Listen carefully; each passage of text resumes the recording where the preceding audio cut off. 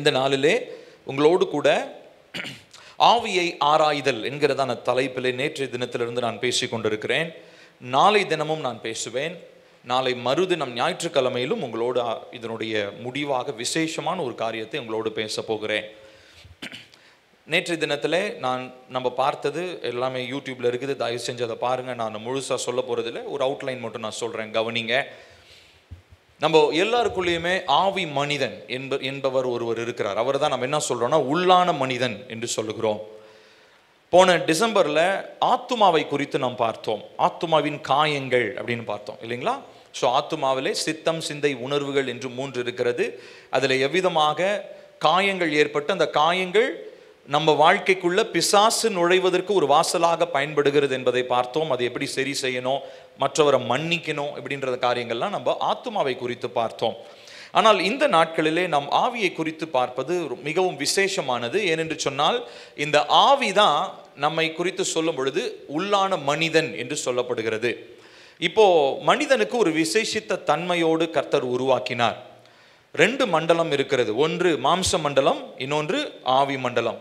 இந்த 2 மண்டலத்திலுமே ஒரே நேரத்தில் செயல்படக்கூடியதான ஒரு திறனை தேவன் மனிதனுக்கு கொடுத்திருக்கிறார்.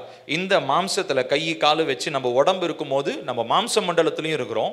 நமக்குள்ள இருக்கிற ஆவியினாலே நம்மளால எங்கேயும் செயல்பட முடியும், ஆவி மண்டலத்திலும் நம்மளால சைமல்டேனியஸா இங்க இருக்கிற போலவே ஆவி மண்டலத்திலையும் நம்மளால செயல்பட முடியும்.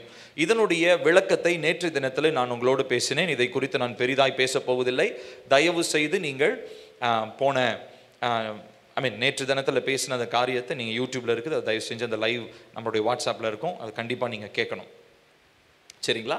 அதுக்கப்புறமா ஆவியினாலே என்னென்னலாம் நடக்குது, நம்முடைய மனித ஆவியினாலே நாம் என்னென்ன திறனை பெறுகிறோம் அப்படின்றதெல்லாம் நேற்று தினத்தில் பார்த்து முடித்தோம். இந்த நாளிலே நாம் பார்க்க போகிறது இந்த ஆவியிலே பலன் அடைவது, growing strong in the spirit.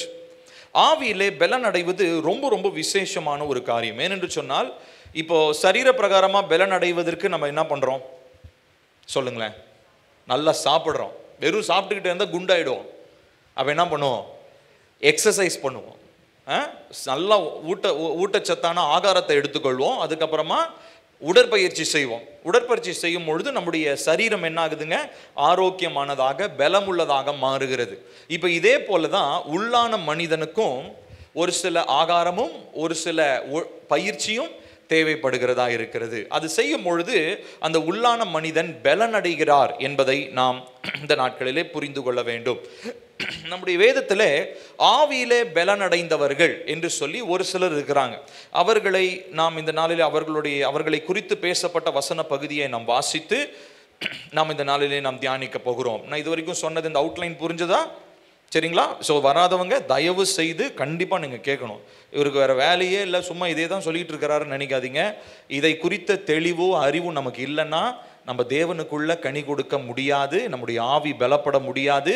இன்னும் குழந்தைகளாகவே தான் நாம் இருப்போம், சரிங்களா? நம்ம எல்லாருமே வளரணும், தேவனுக்குள்ள வளரணும். ஆகையினாலே வாசிப்போம். லூக்கா 1வது அதிகாரம் 80வது வசனம். லூக்கா 1வது அதிகாரம் 80வது வசனம். இங்கே யோவான் ஸ்நானகன் என்கிறதான ஒரு மனிதனை பற்றி பார்க்கிறோம். அந்த யோவான் ஸ்நானகனை குறித்து பார்க்கும் பொழுது லூக்கா 1:80 வசனம் போடுங்கப்பா.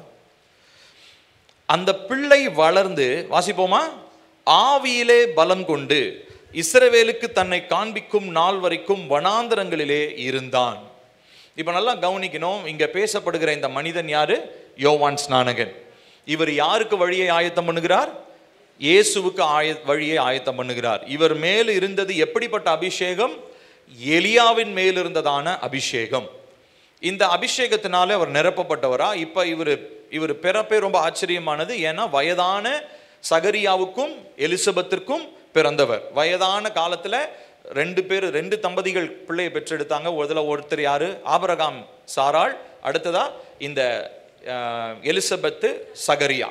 இவர்கள் பெற்றெடுத்ததான இந்த மகன், இவர் வம்சத்துல இவர் மாம்ச, அது என்ன சொல்றது, ஒரு ஹியூமன் இன்டர்வென்ஷன்ல தான் பிறந்தார், மனித இணைப்புல தான் பிறந்தார். இவர் பரிசுத்த ஆவியானவரால கர்ப்பம் தரிக்கப்படலை. இயேசுவை தவிர வேற யாரும் பரிசுத்த ஆவியானவரால கர்ப்பம் தரிக்கப்படலை. இப்போ இப்படி பிறந்தவர் வளர்ந்து ஆவியிலே பலன் கொள்ளுகிறார். அப்போ அந்த இடத்துல ஏதோ ஒரு ப்ராசஸ் ஒன்று இருந்திருக்குது. அது விலாவரியா நமக்கு வசனங்கள்ல கொடுக்கப்படலை. ஆனா ஆவியில பலன் கொள்ளுவதை குறித்து இந்த நாளிலே நாம் பார்க்க போகிறோம். அதுக்கப்புறமா ஒரு சில தலைப்புகளை உங்களோடு கூட நான் பேச போகிறேன். கிரேக்க வார்த்தையிலே இந்த பலன் கொள்ளுதல் என்கிறது கிரஷியோ என்கிறதான ஒரு கிரேக்க வார்த்தையை பயன்படுத்தப்படுகிறது. என்னவென்று சொன்னால் மிகவும் பலசாலியாக வல்லமை உள்ளவர்களாக மாற்றப்படுதல்.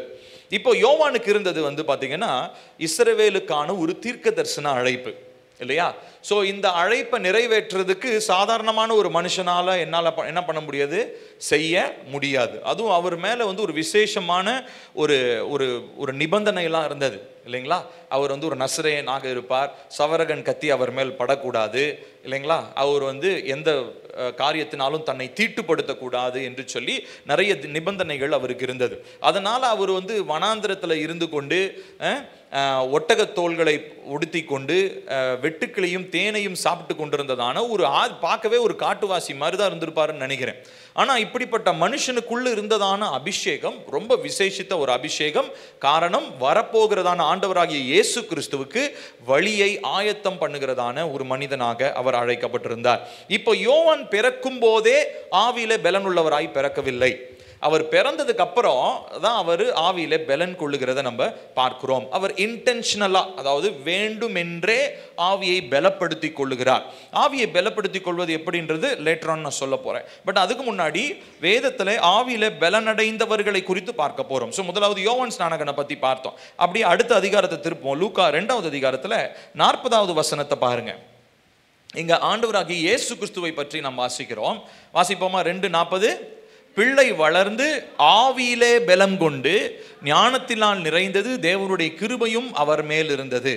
சரி, இவருக்குள்ள கொஞ்சம் எக்ஸப்ஷனலாக வைக்கலாம். ஏன்னா இவர் பரிசுத்த ஆவியானவரால் கர்ப்பம் தரிக்கப்பட்டார். ஆவியில பலன் கொள்ளுதல் அப்படின்னாலும் இவருக்கு கருவில எல்லாம் அந்த எக்ஸ்ட்ராடினரி ஃபீச்சரோட அவர் பிறக்கல. பிறந்ததுக்கு அப்புறம் தான் அவர் என்ன பண்றாரு, ஆவியிலே பலன் கொள்ளுகிறார் என்று சொல்லி நாம் பார்க்கிறோம். இந்த ஆவியிலே பலன் கொள்ளுதல் ரொம்ப ரொம்ப விசேஷமானது. எதற்காக அப்படின்னு சொல்லி சொன்னா, உள்ளான மனிதன் பலன் அடைவதற்கும் உள்ளான மனிதன் ஒரு நோக்கம் உடையவராய் இருப்பதற்காகவும் ஆவியிலே நமக்கு பலன் வேண்டும். நேற்று தினத்துல நான் சொன்னேன், விசுவாசிக்கும் அவிசுவாசிக்கும் ஒரு வித்தியாசம் இருக்கு இல்லையா? அவிசுவாசியினுடைய ஆவி எப்படி இருக்குங்களா, செத்ததா இருக்கிறது. அவங்களுடைய ஆவி எப்படி இருக்கா, செத்து போயிருக்கு. அவங்களுக்கு தெரியவே தெரியாது. இப்போ இவனுக்கு ஏன் காட்டுத்தனமா சர்ச்சில் உட்காந்து கத்திக்கிட்டு இருக்கிறானுங்க, இவனுக்கு வேற வேலையே இல்லையா அப்படின்லாம் ஒரு வேளை அவங்க நினைக்கலாம். அவங்க மாம்சத்துல அவங்க யோசிக்கிறனால ஆவிக்குரியவைகளை அவர்களால் புரிந்து கொள்ள முடியாது. ஆனால் நீங்களோ நானோ இயேசு கிறிஸ்துவை ஏற்றுக்கொண்டவர்களோ முதலாவது நம்ம சரீரத்தில் உயிரோடு இருக்கிற மாதிரியே நம்முடைய ஆவியிலும் நம்ம என்ன பண்ணியிருக்கிறோம், உயிரடைந்திருக்கிறோம். நம் உயிரடைந்ததுனால தான் தேவ சமூகத்தை தேடணும். இல்லை இந்த பிரச்சனை அப்படியே அடிக்கடி தேடலனாலும் ஒரு பிரச்சனைன்னு வந்த உடனே ரைட், இந்த சொல்யூஷனுக்கு ஏசப்பாவால் தான் தீர்வு செய்ய முடியுன்ற ஒரு எண்ணம் வருது இல்லைங்களா? அந்த எண்ணம் எதனால வருது தெரியுமா? உங்களுடைய ஆவி கொஞ்சம் அட்லீஸ்ட் கொஞ்சம் நாச்சும் உணர்வுள்ளதாக இருக்கிறது. அந்த ஆவி உணர்வற்றதா போயிடுச்சுன்னா தேவனை தேடணும், ஈவன் பிரச்சனையில கூட தேவனை தேடணுன்ற எண்ணம் வரவே வராது. சரிங்களா? அவர்களை பற்றி சொல்லும்பொழுது கர்த்தருடைய வார்த்தை சொல்லுது, அவர்கள் மரித்தவர்கள், அவங்க செத்து போனவங்க, ஸ்பிரிச்சுவலி டெட், ஆவிக்குரிய நிலையிலே இறந்தவர்கள். ஆனால் இயேசுவை ஏற்றுக்கொண்டவர்களும் அவர் மேல் விசுவாசம் வைக்கிறவர்களும் ஆவி நிலையிலே ஜீவன் உள்ளவர்களா இருக்கிறாங்க. ஸோ இப்போ நான் சொன்ன மாதிரி சரீரத்தில் நமக்கு பலன் தேவைப்படுகிறது. இந்த உலகத்தில் போறதுக்கு, நடக்கிறதுக்கு, உழைக்கிறதுக்கு, சம்பாதிப்பதற்கு, வீட்டை காப்பதற்கு, எல்லாவற்றுக்கும் நமக்கு சரீரத்தில் பலன் தேவை. அதே போல ஆவி மனிதனிலும் நமக்கு என்ன தேவைங்க, பலன் நமக்கு தேவை. ஏன்னா நம்ம ஆவி மனிதனாக இருப்பதுனாலே ஆவி மண்டலத்தில் நமக்கு ஒரு சில செயல்பாடுகள் இருக்கிறது.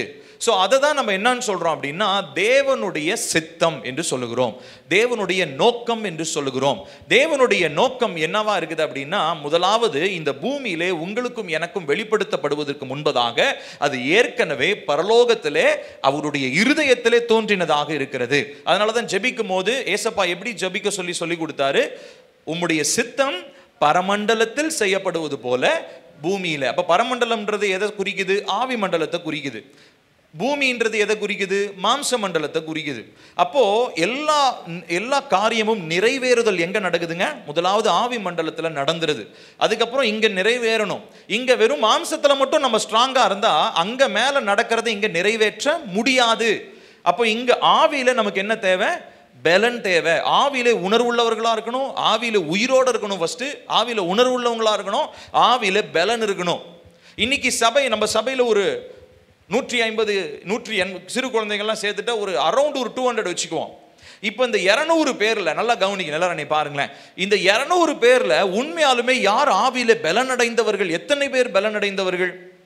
இப்போ உதாரணத்துக்கு நான் இங்க இருக்க உங்களை பார்த்து யார் யாருக்கெல்லாம் உடம்பு சரியில்லை, கை கால் வலிக்குது அப்படின்னு சொன்னா ஒருவேளை ஒரு 10-15 பேர் கையை தூக்குவீங்க. ஏன்னா உங்களுக்கு தெரியும் என் உடம்புல ஏதோ பிரச்சனை இருக்கு, எங்க வீட்டில் இருக்கிறவங்களுக்கு வயிறு சரியில்லை, தலை சரியில்லை, கால் சரியில்லை, ஏதோ ஒன்று சொல்லி நம்ம புரிந்து கொள்வோம். ஆனா இன்னைக்கு நான் அதே கேள்வியை, இன்னைக்கு ஆவில யார் எத்தனை பேர் பலவீனர்களா இருக்கிறீர்கள், எத்தனை பேருக்கு ஆவில பலன் வேணும் அப்படின்னா யாருக்குமே அதை யோசிச்சு பார்க்க கூட நம்மளால முடியல. ஆவியில பலன்னா எதை பத்தி இவர் சொல்றாரு? அதை எப்படி நம்ம புரிஞ்சுக்கிறது?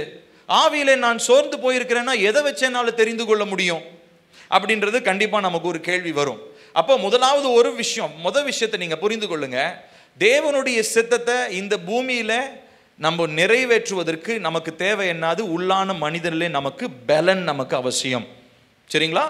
ஸோ உள்ளான மனிதனில் பலன் இல்லாமல் மாம்ச பலத்தை வச்சு நீங்கள் தேவனுடைய சித்தத்தை நிறைவேற்ற முடியாது. அது எப்படி தெரியுமா இருக்கும்?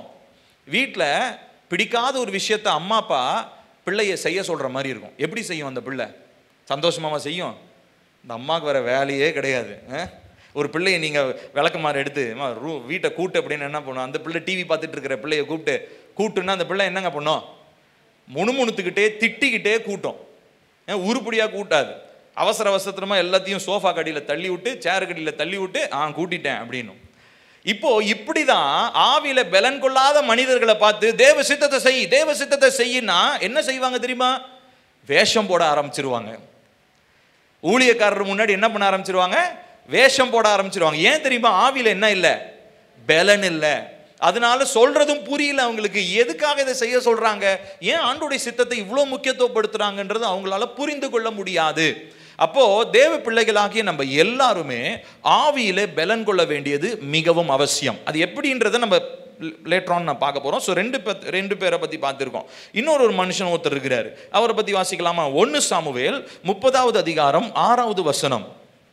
1 சாமுவேல் 30வது அதிகாரம் 6வது வசனம் வாசிக்கலாமா? தாவீது மிகவும் நெருக்கப்பட்டான். சகல ஜனங்களும் தங்கள் குமாரர் குமாரத்திகள் நிமித்தம் மனக்லேசமானதினால் அவனை கல்லறிய வேண்டும் என்று சொல்லிக் கொண்டார்கள். தாவீது தன் தேவனாகிய கர்த்தருக்குள்ளே தன்னை திடப்படுத்தி கொண்டான். சரி, இங்க நம்ம பார்க்கிறோம் தாவீது இவர் ஒரு சூழ்நிலை வரைய அவர் கடந்து வராரு. அந்த சூழ்நிலையில் இவர் எதிர்பார்க்காத ஒரு விஷயம் ஒன்று நடக்குது. என்ன அப்படின்னா, இவர் கூட சண்டை போட வந்தவங்களுடைய மனைவி பிள்ளைகள்லாம் கூட என்ன ஆகிடுறாங்க? எதிரிகளாலே பிடித்து செல்லப்படுகிறார்கள். இப்போ அவங்கெல்லாம் போய் முறியடிச்சுட்டு இங்கே ஜெயத்தோடு கொண்டாடலான்னு பார்த்தா பொண்டாட்டி பிள்ளைங்களே காணோம். உடனே கூட இருக்கிறவங்களாம் என்ன பண்ணுறாங்க? அவர் தான் தாவீதன் நடத்திட்டு போனார் ராஜாவா. ஆனால் இப்போ அப்படியே எதிராக திரும்பி என்னன்னு சொல்கிறாங்களாம், இவனை கல்லெறிஞ்சு கொன்றுவோம், இவனால தான் நம்ம பொண்டாட்டி பிள்ளைங்களாம் போயிட்டாங்க அப்படின்னு சொல்லி ரொம்ப அவங்க திட்டமிடுகிறத இவர் கேட்குறாரு. இவருடைய காதால கேட்குறாரு. ஆனாலும் அங்கே நீங்கள் கவனிச்சு பார்த்தீங்கன்னா, தாவீது நம்ம கடைசி அந்த பகுதியில் வாசிக்கிறோம், தன் தேவனாகிய கர்த்தருக்குள்ளே தன்னை திடப்படுத்தி கொண்டான். அங்கே தாவீதுக்கு ஏதோ ஒரு ட்ரிக் ஒன்று தெரிஞ்சது. எப்படியாவது தேவனுக்குள்ளாக நான் பலனடைய வேண்டும் அப்படின்றதான ஒரு காரியத்தை அவர் அறிந்து கொண்டார். இப்போ கவனிச்சு பார்த்தீங்கன்னா, தாவீது இங்கே அப்படியே ஒரு ஜடம் மாதிரிலாம் இல்லை, அவருக்கு எமோஷன்ஸ்லாம் இருந்தது இல்லையா? அவர் அழுகிறார், ஏன் ஆண்டவரே அப்படின்லாம் அவர் அழுகிறார். ஆனாலும் அதுக்கப்புறம் அவர் செய்கிற ஒரு காரியம்தான் நம்ம இந்த நாளிலே நாம் கற்றுக்கொள்ள போகிறோம்.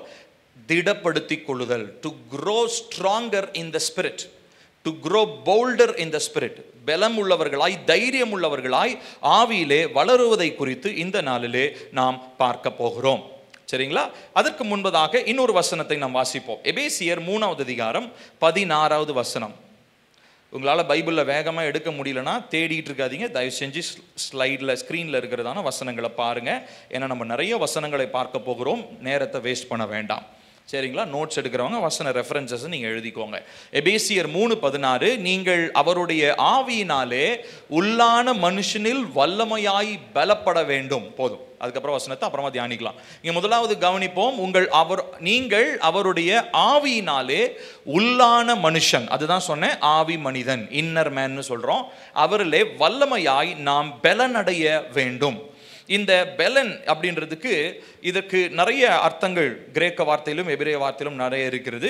இப்போ நல்லா கவனிக்கணும், உள்ளான மனுஷன் வல்லமையாய் அப்படின்ற ஒரு வார்த்தையை நாம் பார்க்கிறோம். இந்த வல்லமை என்பதற்கு கிரேக்க வார்த்தையில டுனாமிஸ் என்கிறதான ஒரு வார்த்தை பயன்படுத்தப்படுகிறது. டுனாமிஸ் அப்படின்னா என்ன அர்த்தம்னா வெடித்து சிதறக்கூடியது. இதிலிருந்து வந்த வார்த்தை தான் டைனமைட்.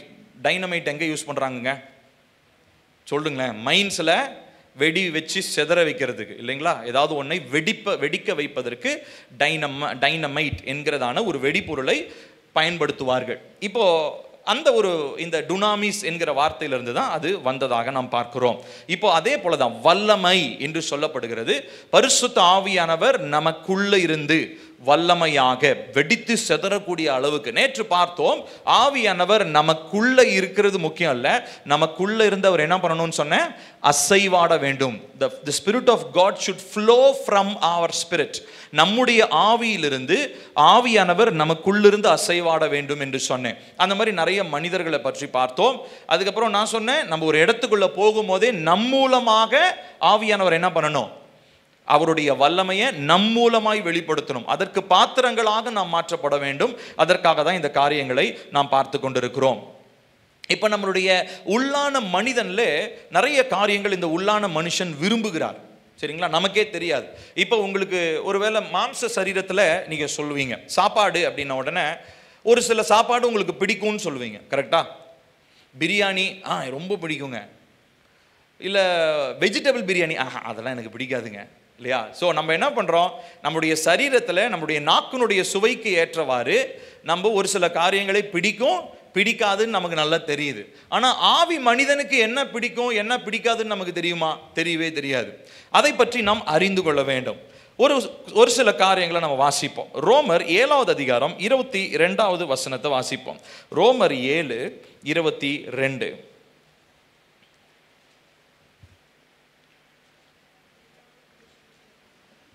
வாசிப்போம். உள்ளான மனுஷனுக்கு ஏற்றபடி தேவனுடைய நியாயப்பிரமாணத்தின் மேல் பிரியமாயிருக்கிறேன். இப்ப உள்ளான மனுஷனுடைய ஒரு ஏக்கம் என்ன அப்படின்னா கர்த்தருடைய வசனம். கர்த்தருடைய வசனத்தை உள்ளான மனுஷன் ரொம்ப ஆசைப்படுவார். ஆனா நம்ம வசனத்தை பைபிளை தொடர்றதே கிடையாது. ஞாயிற்றுக்கிழமை மாத்திரம்தான் பைபிள் தூக்கிட்டு சர்ச்சுக்கு வர்றது. இல்லைன்னா என்னைக்காவது ஒரு நாள் நினைப்பு வந்தா, இல்லை என்னைக்காவது வாட்ஸ்அப் குரூப்பில் ஒரு வசனம் வந்தால் யாராவது ஒருத்தங்க ஸ்டேட்டஸ் வச்சா அப்போ ஒரு வசனத்தை படிக்கிறது. அதோட நம்மளுடைய உள்ளான மனுஷனுக்கு அவ்வளோதான் சாப்பாடு. யோசிச்சு பாருங்க, ஒருவேளை இந்த எக்ஸ்ரே கண்ணாடி மாதிரி ஆவியை பார்க்குற கண்ணாடிலாம் போட்டு ஒருத்தரவங்களை பார்த்தனா எல்லாரும் அப்படியே நோஞ்சானா, அப்படியே இன்னைக்கோ நாளைக்கோ செத்து போகிற மாதிரி தான் இருப்போம்னு நினைக்கிறேன். ஒவ்வொருத்தருடைய ஆவி நிலையும் இப்படி தான் இருக்குது. ஏன்னா உள்ளான மனுஷன் விரும்புகிறதான தேவனுடைய வார்த்தை, நியாயப்பிரமாணங்கள், தேவனுடைய வார்த்தையை நம்ம உட்கொள்ளலன்னு சொல்லி சொன்னா உள்ளான மனுஷனுக்கு உள்ளான மனுஷன் அவர் சோர்ந்து போயிடுவார். அவருக்கு ஒண்ணுமே இல்லாமல் போயிடும். அப்படியே என்னைக்கோ நாளைக்கோன்னு அப்படியே இழுத்துக்கிட்டு இருக்கிற மாதிரி அந்த கடைசி அந்த மரண படுக்கையில வயசானவங்களாம் இழுத்துட்டு இருப்பாங்க பார்த்தீங்களா? பார்த்துருக்குறீங்களா இல்லையா? ஆமா, நீங்கள் அதை பார்த்தீங்கன்னா நமக்கே கஷ்டமாக இருக்கும். ஐயோ பாவம் சீக்கிரம் போயிட்டாருன்னா பரவாயில்லையே அப்படின்னு தோணும். அந்த மாதிரி இழுத்துட்டு இருப்பாங்க. இன்னைக்கு நிறைய பேருடைய ஆவி மனிதன், உள்ளான மனுஷன் அப்படிதான் இருக்கிறார். ஏன்னா ஆகாரம், அந்த ஆவி மனிதனுக்கு தேவைப்படுகிற உணவு கொடுக்கப்படவில்லை. அடுத்ததா உள்ளான மனிதனுக்கு இன்னொன்று நடக்குது. வாசிப்போமா? 2 கொரிந்தியர் 4வது அதிகாரம் 16வது வசனம். 2 Corinthians chapter 4 verse 16. 2 கொரிந்தியர் 4:16 வாசிக்கலாமா? ஆனபடினாலே நாங்கள் சோர்ந்து போகிறதில்லை, எங்கள் புறம்பான மனுஷனானது அழிந்தும் உள்ளான மனுஷனானது நாளுக்கு நாள் புதிதாக்கப்படுகிறது. இப்ப உள்ளான மனுஷன் ரெண்டாவதா விரும்புறது என்ன அப்படின்னா ரெனியூவல், டு பி ரெனியூடு, புதுசாக்கப்படுறது. புதுசாக்கப்படுறதுன்னா அதுக்கு ஒரு சரீர பிரகாரமா ஒரு எக்ஸாம்பிள் சொல்றதா இருந்தா, காலையில நம்ம தூங்கி எந்திரிச்ச உடனே ஒரு வேலைக்கு போகிறோம் இல்லையா, வேலைக்கு போகிறதுக்கு முன்னாடி நம்ம செய்கிற முக்கியமான ஒரு வேலை என்ன? நீங்கள் வேலைக்கு கிளம்பி போகிறீங்களா, அது செய்கிறதுக்கு முன்னாடி முக்கியமான ஒரு வேலை, சாப்பிட்றது அதெல்லாம் விடுங்க, ரொம்ப முக்கியமான ஒரு வேலை என்ன பண்ணுவோம்? குளிப்போம். கரெக்டாக? குளிக்காமல் யாராவது வேலைக்கு போவீங்களா? போக மாட்டீங்க. உடம்பு சரியில்லைனா வேணால் மேபி மாத்திரை ஏத்திர போட்டுட்டு அதுவும் சுடுதண்ணிலனாச்சும் குளிச்சுட்டு போவோம். இப்போ இந்த குளிக்கிறதுன்றது ரொம்ப அத்தியாவசியமானது இல்லையா? ஒரு ஒரு ஒரு சரீரத்தை ஆரோக்கியமாக வச்சுக்கிறதுக்கும், சரீரத்தை ரொம்ப நான் சரியாக கவனிச்சுக்கிறேன்றதுக்கு அடையாளம் சரீரத்தை சுத்தமாக வச்சுக்கிறது இல்லையா? இப்போ இதே மாதிரி தான் ஆவிக்குரிய மனுஷனுக்கும் தினம்தோறும் ஏதோ வருஷத்துக்கு ஒருக்க, மாதத்துக்கு ஒருக்க, நிறைய பேர் பார்த்தீங்கன்னா கிறிஸ்மஸுக்கு, நியூ இயருக்கு, குட் ஃப்ரைடேக்கு, ஈஸ்டருக்கு மட்டும்தான் ரெனியூவல் நடக்கும். மற்றெல்லாம் ரெனியூவல் அப்படிலாம் என்னங்க, அதெல்லாம் எனக்கு தெரியாதுங்கன்னு இழுத்து மூடி நல்லா தூங்கிட்டு இருக்க வேண்டியதான் ஞாயிற்றுக்கிழமையிலும் மற்ற நாட்களிலும். அவங்கள பற்றிலாம் நான் பேசவே இல்லை, அவங்களுக்கு இது புரியவும் புரியாது. ஆனால் உண்மையாலுமே உள்ளான மனுஷனில் கொஞ்சம் அப்படியே ஒரு வாஞ்சையோடு இருக்கிறவங்களுக்கு நல்லா புரியும். ஆவிக்குரிய மனுஷனுக்கும் தினந்தோறும் ஒரு ரிஃப்ரெஷ்மெண்ட், ஒரு புதிதாகுகிற ஒரு அனுபவம் வேண்டும். இப்போ நம்ம குளிச்ச உடனே நம்ம எப்படி ஃபீல் பண்ணுறோம் சொல்லுங்களேன்? ஃப்ரெஷ்ஷாக ஃபீல் பண்ணுறோம் இல்லையா? ஃப்ரெஷ்ஷாக ஃபீல் பண்ணுறோம். நம்ம ரத்த ஓட்டம் நல்லா உடம்பு ஃபுல்லாக சீராக இருக்கும் இல்லையா? குளிக்கும் போது நிறைய பெனிஃபிட்ஸ் இருக்குது. அதுவும் சில் தண்ணியில் குளிக்க சொல்லுவாங்க. ஒரு சிலர்லாம் காலங்காத்தால எந்திரிச்சு சில் தண்ணி குளிப்பாங்க. ஒரு சிலர் இந்த கடவுளுக்காகலாம் ரொம்ப பக்தியாக இருக்கிறவங்க காலங்காத்தால எழுந்திரிச்சு குளிப்பாங்க. பார்த்துருக்கிறீங்களா? அது எல்லாத்துக்குமே சயின்டிஃபிக்கான ரீசன்லாம் இருக்குது. சரி, அது போகட்டும். அப்போ எதுக்காக செய்கிறோம்? ஏதோ நம்ம ஃப்ரெஷ்ஷாக ஃபீல் பண்ணணுன்றதுக்காக செய்கிறோமா இல்லையா? இப்போ இதே மாதிரி தான் உள்ளான மனுஷனுக்குள்ளேயும் ஒரு புதிதாகுதல் ஒன்று நடக்கிறது. இப்போ இதை தான் அப்போஸ்தலனாகிய பவுல் கொரிந்தியருக்கு எழுதும் போது சொல்றாரு, வெளியான மனுஷன் நாளுக்கு நாள் என்ன ஆகிட்டே இருக்கிறாரு? டீக்ரேட் ஆகிட்டே இருக்கிறார். நான் என்னதான் எக்ஸசைஸ் பண்ணாலும், நான் என்னதான் ஆரோக்கியமான உணவு நான் சாப்பிட்டு கொண்டே இருந்தாலும், என்னுடைய சரீரம் நாளுக்கு நாள் மேபி ஒரு 35-40 வயசு வரைக்கும் ஒரு ஸ்ட்ரென்த்தை என்ன பண்ணலாம், என்னால் காத்துக்கொள்ள முடியும். ஆனால் 40க்கு மேலே போக போக என்ன ஆகுங்க? பலன் குறைய ஆரம்பிக்கும். நீங்கள் என்னதான் பெரிய ஒர்க் அவுட்லாம் பண்ணாலும், பெரிய சப்ளிமெண்ட்லாம் எடுத்துக்கிட்டாலும், என்ன பண்ணாலும் சரீரத்தின் பலன் குறைய ஆரம்பிக்கும். ஆனால் உள்ளான மனுஷன் அப்படி கிடையாது. அவர் நாளுக்கு நாள் அவர் என்ன ஆகிட்டே இருக்கிறார்னா, அவர் வளர்ந்து கொண்டே இருக்கிறார். அவருக்கு லிமிட்டேஷன்ஸ், அதாவது சரீர பிரகாரமாக இருக்கிற மாதிரி ஒரு கட்டுப்பாடுகள் அவருக்கு கிடையாது. உள்ளான மனிதன் வளர்ந்து கொண்டே இருப்பவர். அவருக்கு 2 காரியம் சொன்னேன். ஒன்று வார்த்தை வேண்டும், இன்னொன்று புதிதாகுதல் அவசியம். சரிங்களா? என்னன்னு சொன்னங்க? வார்த்தை வேண்டும், இன்னொன்று புதிதாகுதல். ஸோ இந்த புதிதாகுதல் எப்படி நடக்கிறது? நாம் ஜெபிக்கும் பொழுது இந்த புதிதாகுதல் நடக்கிறது. இப்போ பவுல் என்ன பண்றார் அப்படின்னு சொல்லி சொன்னா, இதை தேவனுடைய மக்களுக்கு அவர் என்ன பண்றாருன்னா, அவர் இதை தான் ஆலோசனையாக அவர் சொல்லுகிறார். இப்போ ஏன் நம்ம புதிதாக்கப்படுதல் அவசியம்? உள்ளான மனுஷன்ல ஏன் அப்படியே விட்டுற வேண்டிதானே அப்படின்னு நீங்க நினைச்சீங்கன்னா அப்படி கிடையாது. நம்ம இன்னைக்கு வாழ்ந்து கொண்டிருக்கிற இந்த காலகட்டம், the time and season that we are living in right now, இப்போ இருக்கிற இந்த காலகட்டம் மிகவும் ஆவி மண்டலத்திலே பயங்கரங்களும் கொடூரங்களும் தீர்மானிக்கப்பட்டு நிஜ உலகத்திலே அது நடந்து கொண்டிருக்கிறது. முதல்ல இருந்ததை விட இன்றைக்கு கொடூரங்கள், முதல்ல இருந்ததை விட இன்னைக்கு பயங்கரங்கள், விபத்துகள், கொலைகள், கொள்ளைகள், ஆபத்துகள், இப்படி எல்லாமே ஒரு 10 வருஷத்துக்கு முன்னாடி விட இப்போ எப்படி இருக்குதுங்க? அதிகமாக இருக்கிறது. நிறைய பேர் சொல்லுவாங்க, சோசியல் மீடியா இருக்கிறனால அதிகமாக தெரியுதுங்க, இதெல்லாம் முதல்ல தான் இருந்துச்சு. கிடையாது, முதல்ல இருந்திருக்கலாம். ஆனால் அதனுடைய எக்ஸ்பேன்ஷன் இப்போ ரொம்ப ரீசன்ட் டேஸில் ரொம்ப அதிகமாகிடுச்சு, விரிவாக்கம் ரொம்ப அதிகமாகிடுச்சு. காரணம் என்ன? அறிவின் பெருக்கம். எல்லாருடைய கையிலையும் எதையாவது ஒன்று செய்யறதுக்கு. ஆமாம், அன்றைக்கு நியூஸ் பார்த்துருப்பீங்கன்னு நினைக்கிறேன். ஒரு பையன் ஸ்கூலுக்கு அருவாள் எடுத்துகிட்டு போய் கூட இருக்கிற பையனை வெட்டிட்டான். என்ன அப்படின்னா, யூடியூப்பில் பார்த்தானா, யூடியூப்பில் பார்த்தானா, ரொம்ப ஆசையாக இருந்ததான் வெட்டுறதுக்கு. அப்புறம் எதுக்கு அவனை பிடிச்சி விசாரிச்சா, நான் ஏன் பண்ணனே எனக்கு தெரியல அப்படின்றான் அந்த பையன். ரொம்ப நல்ல பையன் இல்லையா?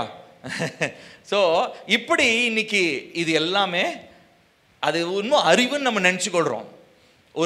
ஒரு ஆக்ஷன் கேம் விளையாடுறதோ, பப்ஜி விளையாடுறதோ, ஃப்ரீ ஃபயர் விளையாடுறதோ, ஒரு ஆக்ஷன் கேம்ஸ் விளையாடுறதோ, அதெல்லாம் நான் கன்ஸ் பற்றி தெரியுங்க, எனக்கு அது தெரியுங்க, இது தெரியும். அன்றைக்கி ஒரு நாள் ஒரு பையன் எனக்கு வரிசையாக மிலிட்ரியில் வேலை செஞ்ச மாதிரி கன்னு பேர்லாம் சொல்கிறான். என்னடா அப்படின்னா, அவன் பப்ஜி ஃப்ரீ ஃபயர் விளையாடுவானா, அதில் அவனுக்கு நாலேஜ் அப்கிரேட் பண்ணிக்கிட்டாரு. சரி, நீ இதை வச்சு என்ன பண்ண போகிற? எந்த பட்டாளத்தில் போய் சண்டை போட போகிற? எந்த எதிரியை போய் சுட போகிற? எதுவுமே கிடையாது. ஆனா இதுல அவர்களுக்கு ஒரு பெருமை. சரி போகட்டும். இப்போ யோசிச்சு பாருங்க, இன்னைக்கு உலகத்துல இவ்வளவு கொடூரங்கள் பெருக பெருக ஆவி மண்டலத்துல தீர்மானிக்கப்படுவதுதான் இந்த மாம்ச மண்டலத்துல நடந்து கொண்டிருக்கிறது. அப்ப இந்த நாட்களிலே ஆவி மண்டலத்தில் இருக்கக்கூடிய செயல்படுகிற நீங்களும் நானும் இதை பற்றி தெளிவு இல்லைன்னா வருகிற நாட்களிலே அழிவோட அழிவா நம்மளும் சேர்ந்து போயிடுவோம். நம்மளுடைய குடும்பமும் இந்த உலகத்தில் நடந்து கொண்டிருக்கிற அழிவோடு நம்ம அழிக்கப்பட்டு விடுவோம். அப்போ இந்த நாட்களிலே உள்ளான மனுஷனிலே பலனடைய வேண்டும் என்கிறதான அவசியம் மிகவும் அதிகமாக வளருகிறது. ஏனென்று சொன்னால் எதிர்மறையான காரியங்கள், ஆபத்துகள், கொடூரங்கள் மிகவும் அதிகமாய் நம்மை சுற்றி வளர்ந்து கொண்டே இருக்கிறது.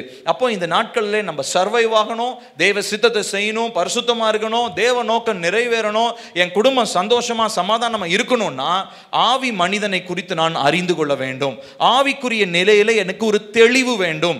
ஆவி மனுஷனுக்கு தேவையான ஊட்டச்சத்தை நான் பெற்றுக்கொள்ள வேண்டும். அந்த புதிதாகுதலினுடைய அனுபவத்தை தினந்தோறும் நான் பெற நான் ஆயத்தமாக வேண்டும். இது இல்லைன்னு சொல்லி சொன்னா வருகிறதான அழிவிலே நாம் எல்லாரும் அழிந்து போய்விடுவோம். இதனுடைய தாக்கத்தை ஏற்கனவே நம்ம பார்த்திருக்கிறோம். நேற்று ஒரு வசனத்தை வாசிச்சோம், அதே வசனத்தை நம்ம இன்னைக்கு வாசிச்சு நாம் தியானிக்க போகிறோம். எபிரேயர் 5வது அதிகாரம் 14வது வசனம். எபிரேயர் 5வது அதிகாரம் 14வது வசனம் வாசிப்போமா? ஆதலால் 16 16 பலமான ஆகாரமானது நன்மை தீமை பகுத்தறியத்தக்க முயற்சி செய்யும் ஞான திரியங்களை உடையவர்களாகிய பூரண வயதுள்ளவர்களுக்கே தகும். இப்ப நல்லா கவனிக்கணும்.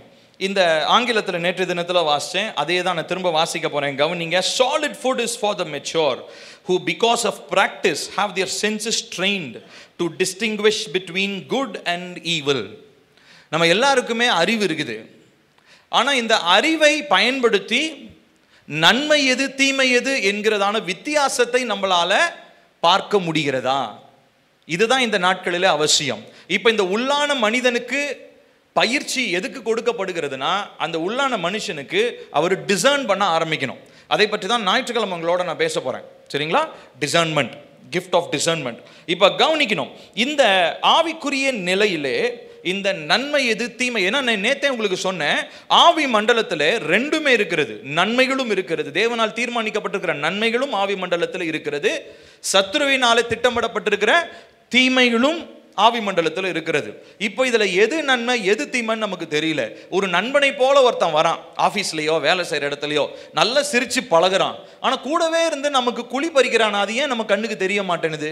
நம்ம உடனே என்ன பண்ணுவோம், அவன் நம்பிக்கை துரோகிங்க, அவன் கூட இருந்த அவன் காலை வாரி விட்டான்லாம் நம்ம பயங்கரமா எமோஷனலாகி சென்டிமெண்ட்லாம் பேசிக்கிட்டு இருப்போம். ஆனா உண்மை என்னன்னா நம்ம கண்ணு முன்னாடியே தான் அவன் குழி பறிச்சிருக்கிறான், நம்ம கண்ணு முன்னாடியே தான் வலையை விரிச்சிருக்கிறான். ஆனா நம்ம கண்ணுக்கு தெரியல அவன் வெட்டின குழி, அதுல போய் நம்ம விழுந்துட்டோம். காரணம் என்ன? ஆவிக்குரிய நிலையிலே என்னுடைய கண்கள் செயல்படவில்லை, எனக்கு பகுத்தறிவு இல்லாமல் போய்விட்டது. நன்மை தீமை ஆவி மண்டலத்தில் இருக்கிற நன்மை தீமையை பார்க்க என்னால முடியவில்லை. இதனால என்ன நடக்குது அப்படின்னு சொல்லி சொன்னா, நான் தேவன் எனக்கு வைத்திருக்கிற நன்மையில பங்கடைகிறதுக்கு பதிலா பிசாசு வச்சிருக்கிற தீமையில போய் என்ன பண்ணிடுறேன், போய் நான் பங்கடைஞ்சிடுறேன். அப்புறம் இங்க ஐயோ கஷ்டமா இருக்குதே, வேதனையா இருக்குதே, அந்த வியாதி வந்துருச்சே, இந்த பொருளாதார நெருக்கடி வந்துருச்சே, இவ்வளோ பாரமா இருக்குதேன்னு சொல்லி நம்ம புலம்புறோம். இதுல போய் மாட்டினது யாருடைய வேலை? என்னுடைய வேலை. நான் ஏன் போய் மாட்டினேன்? ஏன்னா நான் குழந்தைய போல இன்னும் முதிர்ந்தவனாய் நல்ல ஊட்டச்சத்தான ஆகாரம் எடுக்கிறத விட்டுட்டு வெறும் பாலே குடிச்சிக்கிட்டு இருந்தா எப்படிங்க இருக்கும் சொல்லுங்களேன்? உங்க வீட்டில் உங்க குழந்தை இருக்கு இல்லையா, வெறும் பாலே குடிச்சிட்டு இருந்தா என்ன பண்ணுவீங்க? பெருமையாக சொல்லுங்க, என் பிள்ளை வெறும் பால் மட்டும் தாங்க குடிப்பான், வேற எதுவுமே சாப்பிட மாட்டாங்கன்னு பெருமையாக சொல்லுவீங்க. சொல்லுங்களேன், என்ன பண்ணுவீங்க? பிடிச்சி 4 சாத்து திட்டலாம் மாட்டீங்க, 4 சாத்தி கட்டாயப்படுத்தினாச்சும் பிள்ளைக்கு என்ன பண்ணுவோம், சத்தான ஆகாரத்தை நம்ம என்ன பண்ணுவோம், காய்கறிகள், அப்புறம் நான் வெஜிடேரியன், மீட்டு, சிக்கனு, ஃபிஷ், ஏதோ ஒன்று நம்ம குழந்தைக்கு சத்தூட்டமான ஆகாரத்தை நம்ம கொடுக்கணும்னு நினைப்போம். எதற்காக? குழந்தை வளரணும், பலனுள்ளவனா மாறணும் இல்லையா? இப்போ இதே மாதிரி தான் ரட்சிக்கப்பட்ட நாளிலிருந்து நம்ம வெறுமனே கர்த்தர் நல்லவர், கர்த்தர் உங்களை ரட்சிப்பார், உங்கள் துக்கம் சந்தோஷமாய் மாறும், ஆண்டவராக இயேசு சீக்கிரம் வரப்போறார், இதெல்லாம் உங்களுக்கு தெரிஞ்சது தானே. இப்போ இது எந்த விதத்தில் உங்களுடைய உள்ளான மனுஷனுக்கு ஆகாரமா மாறுது? இல்லையே. அப்போ உள்ளான மனுஷனுக்கு வசனத்திலிருந்து அப்போ வெறும் இதை மட்டுமா பேசுறதுக்கு இவ்வளோ பெரிய பைபிளை நம்ம தூக்கிட்டு சுமக்கிறோம்? இல்லையே. அப்போ கர்த்தருடைய ஆவியானவர் என்ன பண்றாரு? ஒவ்வொரு தடவையும் நம்ம வாசிக்கும் போது உள்ளான மனுஷனுக்கு புது வெளிப்பாடுகளை தருகிறார், புது ரெவலேஷன்ஸ், வெளிப்பாடுகள் பார்க்கறதுக்கு கண்ணு, ஆவிக்குரிய கண்களை தருகிறார், மனக்கண்களை தருகிறார். இதை நம்மளால பார்க்க முடியலன்னு சொல்லி சொன்னா ஆவிக்குரிய நிலையில உடம்பு வேணா நல்லா இவ்வளோ பெருசா இருக்கும். அன்னைக்கு ஒரு நாள் நான் ஒரு சிக்னலில் நின்றுட்டு இருந்தேன் பைக்கில். அப்போ ஒரு, அதாவது ரைட் சைடில், நான் இப்படி லெஃப்டில் நிற்கிறேன், ரைட் சைடில் யூ டர்ன் போடணும். அப்போ யூ டர்ன் போடுறதா இருந்தால் அவர் என்ன பண்ணிருக்கணும், யூ டர்ன் போடுற பக்கத்தில் போய் நிற்கணும். அவர் வயசான ஒரு 65 வயசு ஒரு தாத்தா, கிட்டத்தட்ட ஒரு 70 வயசு இருக்கும், நல்ல முடி நரைச்சி போயிருந்தார். இப்போ இவர் என்ன பண்ணார், சிக்னல் போட்ட உடனே இவர் நேரம் இப்படி முன்னாடி எல்லாரையும் கட் பண்ணிக்கிட்டு இப்படி திரும்பினாரா. என் பக்கத்தில் இருக்க ஒருத்தன் திட்டினான், இவ்வளோ வயசாகி, இவ்வளோ 7 கழுத வயசாக இருக்கு, மண்டையில் மூளை இருக்கா பாரியா அப்படின்னு திட்டுறான். அந்த ஆளுக்கு என்ன சொல்கிறது பாவம். நம்ம நல்ல முடி நிறைச்ச ஒரு மனுஷனை பார்த்தா ஓகே, நல்ல ஒரு ஞானமுள்ள மனிதன் போல, புத்திசாலியான மனிதன் நம்ம யோசிக்கலாம். ஆனால் அவர் செஞ்ச செயலை பார்த்த உடனே அந்த ரோட்டில் இருக்கிறவன் திட்டுறான், ஐயோ அறிவு இருக்கா உனக்கு, இவ்வளோ பெருசாக இருக்கிற, இவ்வளோ வயசான மாதிரி இருக்கிற அப்படின்னு திட்டுறான். இப்படி வந்து பண்ணுறியே, எங்களுக்கெல்லாம் டிஸ்டர்பன்ஸாக இருக்கான்னு திட்டுற. இப்போ யோசிச்சு பாருங்க, இப்படி தான் நிறைய நேரங்களில் ஆவி மனுஷனும் அப்படி தான் இருக்கிறாரு. ரட்சிக்கப்பட்டு பல வருஷம் ஆயிடுச்சு, ஆனால் ரொம்ப சிம்பிளான எளிமையான காரியங்களை கூட நம்மளால கிரகிக்க முடியல. தேவன் சொல்றாருன்னு ஒரு காரியத்தை சொல்லும் போது அவங்களால புரிஞ்சு கொள்ள முடியல, கோபம் வருது, ஆத்திரம் வருது. அது எப்படி தேவன் இப்படி சொல்லுவாரு? அப்போ வசனத்தை படித்தா நமக்கு முதல்ல ஃபஸ்ட்டு புரிஞ்சிருக்கணும், தேவன் ஏன் பேசுகிறாருன்றது புரியணும். இல்லை ஜெப நேரத்தில், இல்லை தீர்க்கதரிசன நேரத்தில், பிரசங்க நேரத்தில் கர்த்தர் பேசுகிறத நம்மளால் கிரகிக்க முடியல, உள்வாங்க முடியலன்னா காரணம் என்ன? ஆவி நிலையில் நம்ம இன்னும் என்ன ஆகலை, வளரலை. உள்ளான மனுஷன் குழந்தையாகவே இருக்கிறாரு. அப்போது இந்த ஆவிக்குரிய நிலையில் இந்த சென்சஸ், உணர்வுகள் அப்படின்றது ஒன்று இருக்குது. இப்போ சரீரத்தில் நமக்கு உணர்வுகள் இருக்கா? என்னென்னதுங்க சொல்லுங்களேன். ஐம்புலன்கள் என்னது சொல்லுங்களேன். பார்த்தல், கேட்டல், தொடுதல், உணருதல், பேசுதல், இல்லையா? ஐம்புலன்கள்னு நம்ம சொல்கிறோம். இது வந்து எதுக்காக? இந்த உலகத்தில் இருக்கக்கூடிய காரியங்களோட நம்ம இன்ட்ராக்ட், தொடர்பு படுத்தி கொள்வதற்கு இந்த 5 சென்சஸ் நமக்கு இருக்கு, இல்லையா? இப்போ இதே மாதிரி தான் நம்மளுடைய ஆவிக்குரிய நிலையிலேயும் அந்த இதே 5 விதமான செயல்பாடுகள் ஆவி நிலையிலும் இருக்கிறத நம்மளால பார்க்க முடியும். முதலாவதாக பார்த்தல், கண். இப்போ இதே மாதிரி ஆவிக்குரிய நிலையிலும் நம்மளால பார்க்க முடியும். நான் ஏற்கனவே உங்களுக்கு சொல்லியிருக்கேன், கண்கள், மனக்கண்கள்னு ஒன்று இருக்குது, ஆவிக்குரிய கண்கள்னு இருக்குது, சரிங்களா? முதலாவது ஆவியிலே பார்த்தல். அவங்கள வந்து என்னன்னு சொல்லுவாங்கன்னா, அவங்க வந்து ஞான திருஷ்டிக்காரர்கள் அப்படின்னு சொல்லுவாங்க. ஸோ அவங்க வந்து மறைவான காரியங்களை பார்க்கிற மனிதர்கள். அப்படிப்பட்ட திறன் நம்ம தேவனிடத்தில் நம்ம கேட்கணும், ஆவிக்குரிய கண்களை எனக்கு திறங்க. அடுத்து ரெண்டாவதா கேட்டல். அது ஒரு திறன், இல்லையா? ஸோ இதே மாதிரி பரிசுத்த ஆவியனுடைய சத்தத்தை நம்மளால என்ன பண்ண முடியும்? கேட்க முடியும். உள்ளான மனுஷனுக்கு பேசப்படுகிற சத்தத்தை நாம் கேட்க முடியும். அடுத்ததாக சுவைத்தல், வாய், சுவைத்தல். இப்போ இந்த சுவைத்தல் அப்படின்றது எதை குறிக்குது அப்படின்னு சொல்லி சொன்னா, தேவனுடைய காரியத்தை இப்போ நம்ம ஸ்பிரிச்சுவலா போய் சுவைக்கிறதுனா நம்ம டங்ல டேஸ்ட் பண்றது கிடையாது. சுவைத்தல் அப்படின்னும் போது ஆவி மனிதனில் தேவனை உணருதல், டு எக்ஸ்பீரியன்ஸ் காட். நம்ம கர்த்தருடைய வார்த்தையில நம்ம வாசிக்கிறோம், கர்த்தர் நல்லவர் என்பதை ருசித்து பாருங்கள். ஸோ பேசிக்கலா அது ருசின்றது என்னன்னா ஒரு அனுபவம். இப்போ நான் ஒரு விஷயத்தை சாப்பிட்டுப்பா செம்ம இனிப்பா இருக்குப்பா அப்படின்னா, நீங்க என்னை பார்த்துட்டே இருந்த அப்படியா இனிப்பா இருக்குதா அப்படின்னு அவங்களுக்கு எப்படி இருக்கும்? அந்த இனிப்பு உங்களுக்கு புரியுமா? புரியாது. அப்போ நீங்க என்ன பண்ணுவீங்க? நான் சாப்பிட்டதை நீங்களும் சாப்பிட்டாதான் அதை நீங்க சொல்ல முடியும். ஆமாங்க நீங்க சொன்ன மாதிரி இனிப்பா இருக்குங்க. அப்ப இதே மாதிரி தான் நீங்களும் நானும் அதை அனுபவிக்கிறோம். இப்ப அதே மாதிரி தான் அந்த சுவைத்தல் அப்படின்றது எதை குறிக்குது? ஆவி மனுஷனுக்கு இது தேவனை அனுபவித்தல், to experience God and engaging with him, அவரோடு தொடர்பு படுத்துகிறதை காண்பிக்கிறது. நான்காவதாக நுகர்தல், இல்லையா? நுகர்தல்ன்றது பிசிக்கலா நமக்கு எல்லாருக்குமே இருக்கிறதான ஒரு திறன், இல்லையா? இப்ப நுகர்தல்ன்றது ஆவி மனுஷனுக்கு என்னவாக பார்க்கப்படுகிறதுனா, இதுதான் டிசர்ன்மெண்ட், ஸ்பிரிச்சுவல் டிசர்ன்மெண்ட், ஆவிக்குரிய பகுத்தறிவு. இப்போ நம்ம ஒரு இடத்துக்கு போறோம், அங்க போனோடனே அந்த வாசனையை வச்சு அங்க ஏதோ கெட்டது இருக்குது, அங்க ஏதோ ஒன்று செத்து போச்சு, ஒரு எலி செத்து போச்சுன்னா எப்படிங்க இருக்கும்? அந்த இடத்துல போனோன்னே பயங்கரமாக வாடை அடிக்கும், துர்நாற்றம் அடிக்கும். உடனே என்ன பண்ணுவோம்? அந்த இடத்த விட்டு போயிடுவோம். இதே அந்த பக்கம் போகும்போது, ஒரு பூந்தோட்டம் பக்கம் போகும்போது நல்ல ஒரு வாசனை வந்தால் அப்படி இருக்கும் நமக்கு. சூப்பருங்க, ஏதோ பூந்தோட்டம் இருக்கும் போல பக்கத்தில் அப்படின்னு சொல்லி நம்ம சொல்லுவோம். ஸோ இது நம்ம என்ன பண்ணுறோம்?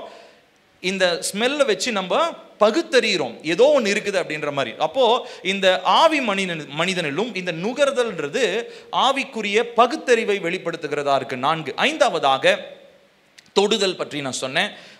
இந்த மாம்ச சரீரத்தில் இருக்கிறதான தொடுதல் போலவே நாம் தேவனுடைய இருதயத்தை தொடுகிறவர்களாய், to touch the heart of God, தேவனுக்கு பிரியமானவர்களாய், அவருடைய இருதயத்தில் இருக்கிற துடிப்பை உணர்கிறவர்களாக, அவருடைய இருதய துடிப்பு இதுதான் அப்படின்னு சொல்லி புரிந்து கொள்ளத்தக்கதான ஒரு உணர்வுள்ளவர்களாக நாம் மாற்றப்பட வேண்டும். சரிங்களா? ஸோ 5 காரியங்கள் பிசிக்கலா மாம்ச சரீரத்தில் இருக்கிற திறன்களை போலவே உள்ளான மனுஷனுக்கும் 5 திறன்கள் இருக்கிறது. இந்த திறன்களை இந்த நாட்களிலே நாம் வளர்த்து கொள்ள வேண்டும். ஹல்லேலூயா. நான் சொன்னது உங்களுக்கு புரிஞ்சதுங்களா? இப்போ நம்ம அடுத்ததான் நாம் பார்க்க போகிறது, இந்த உள்ளான மனிதனை நாம் பலப்படுத்தும் பொழுது நடக்கிறதான காரியங்கள் என்ன அப்படின்றத நம்ம பார்க்க போகிறோம். திரும்ப எடுத்துக்கொள்வோம். எபேசியர் 3வது அதிகாரம் 16வது வசனம்.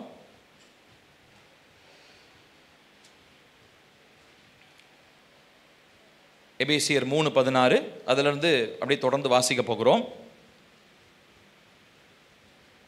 நீங்கள் அவருடைய ஆவியினாலே உள்ளான மனுஷனில் வல்லமையாய் பலப்படவும், அடுத்ததா விசுவாசத்தினாலே கிறிஸ்து உங்கள் இருதயங்களில் வாசமாயிருக்கவும், நீங்கள் அன்பிலே வேரூன்றி நிலை பெற்றவர்களாகி சகல பரிசுத்தவான்களோடும் கூட கிறிஸ்துவனுடைய அன்பின் அகலமும் நீளமும் ஆழமும் உயரமும் இன்னதென்று உணர்ந்து அறிவுக்கு எட்டாத அந்த அன்பை அறிந்து கொள்ள வல்லவர்களாகவும், தேவனுடைய சகல பரிபூரணத்தாலும் நிறையப்படவும், அவர் தமது மகிமையினுடைய ஐஸ்வர்யத்தின்படியே உங்களுக்கு அனுக்கிரகம் பண்ண வேண்டும் என்று வேண்டிக் கொள்கிறேன்.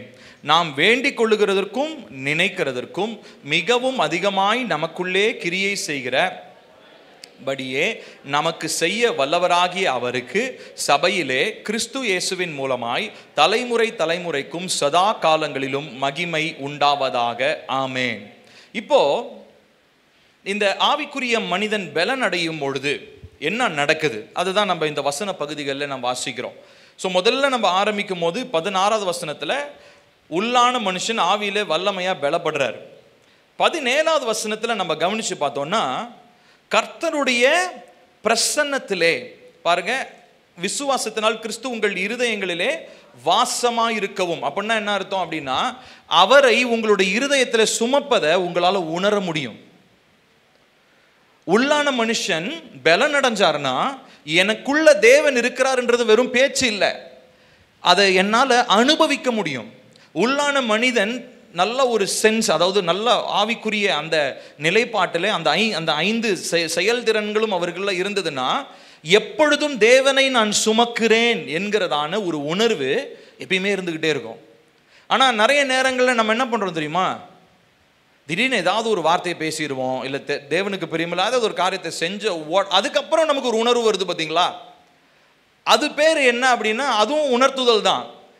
ஆனால் உள்ளான மனுஷன் ஸ்ட்ராங்காக இருந்தாருன்னா அந்த விஷயம் செஞ்சதுக்கு அப்புறம் உணர்த்துறது இல்லை, அதை செய்யறதுக்கு முன்னாடியே, அந்த எண்ணம் தோன்றுவதற்கு முன்னாடியே, அந்த வார்த்தையை உங்கள் வாயினால் பேசுவதற்கு முன்னாடியே, அந்த இடத்திற்கு உங்கள் கால்கள் போவதற்கு முன்னாடியே ஆவியானவர் என்ன பண்ணிடுவார், உங்களுக்கு ஒரு உந்துதலை தருவார். என்ன உந்துதல் தருவார்? அது உனக்குள்ள இருக்கிறது யார்? கிறிஸ்து, இயேசு கிறிஸ்து. அப்படிதானே இருக்கு 17வது வசனத்தில், விசுவாசத்தினாலே கிறிஸ்து உங்கள் இருதயங்களில் வாசமாய் இருக்கிறார். ஸோ உள்ளான மனிதனில் பலன் அடையும் பொழுது you feel the tangible presence of God. தேவனுடைய உணரக்கூடிய அனுபவிக்கக்கூடிய பிரசன்னத்தை நான் சுமந்து செல்கிறேன் என்கிறதான ஒரு உணர்வு நமக்குள்ளாக உண்டாகிறது. அடுத்து என்ன நடக்குதுன்னு பாருங்க. அடுத்ததா அதே வசனத்தில் பார்க்கும் பொழுது, நீங்கள் அன்பிலே வேரூன்றி நிலை பெற்றவர்களாகி சகல பரிசுத்தவான்களோடும் கூட, 18ஆம் வசனம், கிறிஸ்துவனுடைய அன்பின் அகலமும் நீளமும் உயரமும் இன்னதென்று உணர்ந்து. ஸோ இதில் நம்ம பார்க்குறோம் என்ன அப்படின்னா, பிதாவினுடைய அன்பினுடைய வெளிப்பாடு நமக்கு கிடைக்கிறது. The revelation of the love of the Father. பிதாவினுடைய அன்பின் வெளிப்பாடு இதெல்லாம் இருக்கணும். உள்ளான மனுஷனுக்கு ரெவலேஷன் வேணும். நான் சொல்றது புரியுதா? எங்க இந்த இந்த இந்த இந்த கிளைமேட்டுக்கு அப்படியே உங்களுக்கு தூக்கம் வருதா, இல்லை வேர்வையில் எல்லாம் அப்படியே தூங்குற மாதிரி இருக்கீங்களா, கசகசன்னு இருக்குதா? ஏசி போட்டுடலாமா பேசாம? நான் சொல்றது இன்னும் நல்லா தூங்குவீங்க அப்புறம் ஏசி போட்டா. நான் சொல்றது உங்களுக்கு புரியுதுங்களா? இல்லை அப்படியே காதுக்குள்ள போக மண்டைக்கு மேலே அப்படியே போய்கிட்டே இருக்குதா? நான் சொல்றது நல்லா கொஞ்சம் யோசிச்சு பாருங்க. இவ்வளவு நாளாக நம்ம எதுக்காக இவ்வளோ கஷ்டப்பட்டு சர்ச்சுக்கு வரணும், வார வாரம் சர்ச்சுக்கு வரணும், பரிசுத்தமாக இருக்கணும் முயற்சி, எதுக்காக இவ்வளோ பண்ணுறோம் இல்லையா? இது எல்லாத்துக்கும் ஏதாவது ஒரு பலன் இருக்கணும் இல்லையா? அதுக்காக தான் உள்ளான மனுஷனை பற்றி நம்ம பேசிகிட்டு இருக்கோம். அதனால் கொஞ்சம் தயவு செஞ்சு கவனத்தோட கேளுங்க. உங்களோட பார்க்கும்போது உங்களுடைய ஃபேஸ்லாம் அப்படியே பிளாங்காக இருக்குது. அதாவது இப்படி பேசும்போது நான் உங்களை இப்படியே உத்து பார்த்துக்கிட்டே இருந்தேன்னா எப்படி இருக்கும் உங்களுக்கு? இப்படியே நான் பார்க்குறேன்னு வச்சுக்கோங்களேன், உங்களுக்கு எப்படி இருக்கும்? என்னடா அவனுக்கு புரியுதா புரியலையா, ஏன்டா இவன் திருன்னு முழிக்கிறான்னு யோசிப்பீங்களா இல்லையா? அதே மாதிரி தான் இருக்குது. மேடையிலேருந்து பார்த்தா அப்படி தான் உங்களுடைய முகங்கள்லாம் இருக்குது. அதனால் கொஞ்சம் கவனத்தோடு கேளுங்க, சரியா? சரி, கவனிங்க. இப்போ என்ன நடக்குது அப்படின்னா, உள்ளான மனுஷனில் நம்ம பலன் அடையும் பொழுது முதலாவது தேவன் நமக்குள்ளே இருக்கிறாருன்ற ஒரு உணர்வு வருது. ரெண்டாவதா அவருடைய அன்பின் வெளிப்பாடு நமக்கு கிடைக்குது. அவருடைய அன்பின் வெளிப்பாடு இருந்துச்சுன்னா நம்ம எதை பற்றியுமே கவலைப்படவே மாட்டோம். ரொம்ப போல்டாக நம்ம இருப்போம். நம்முடைய நடை, நம்முடைய பேச்சு எல்லாம் பயங்கர போல்டாக இருக்கும். நம்ம எந்த இடத்துல நம்ம வெட்கப்பட்டு போகவே முடியாது. நம்ம என்ன பண்ணுவோம்னா, சத்துரு கொண்டு வர்ற எல்லா சோதனைக்கு மேலே ஜெயமுள்ளவங்களாக இருக்க முடியும். ஏன் தெரியுமா? பிதாவினுடைய அன்பினுடைய வெளிப்பாடு என் இருதயத்தில் ஊற்றப்பட்டிருக்கிறது.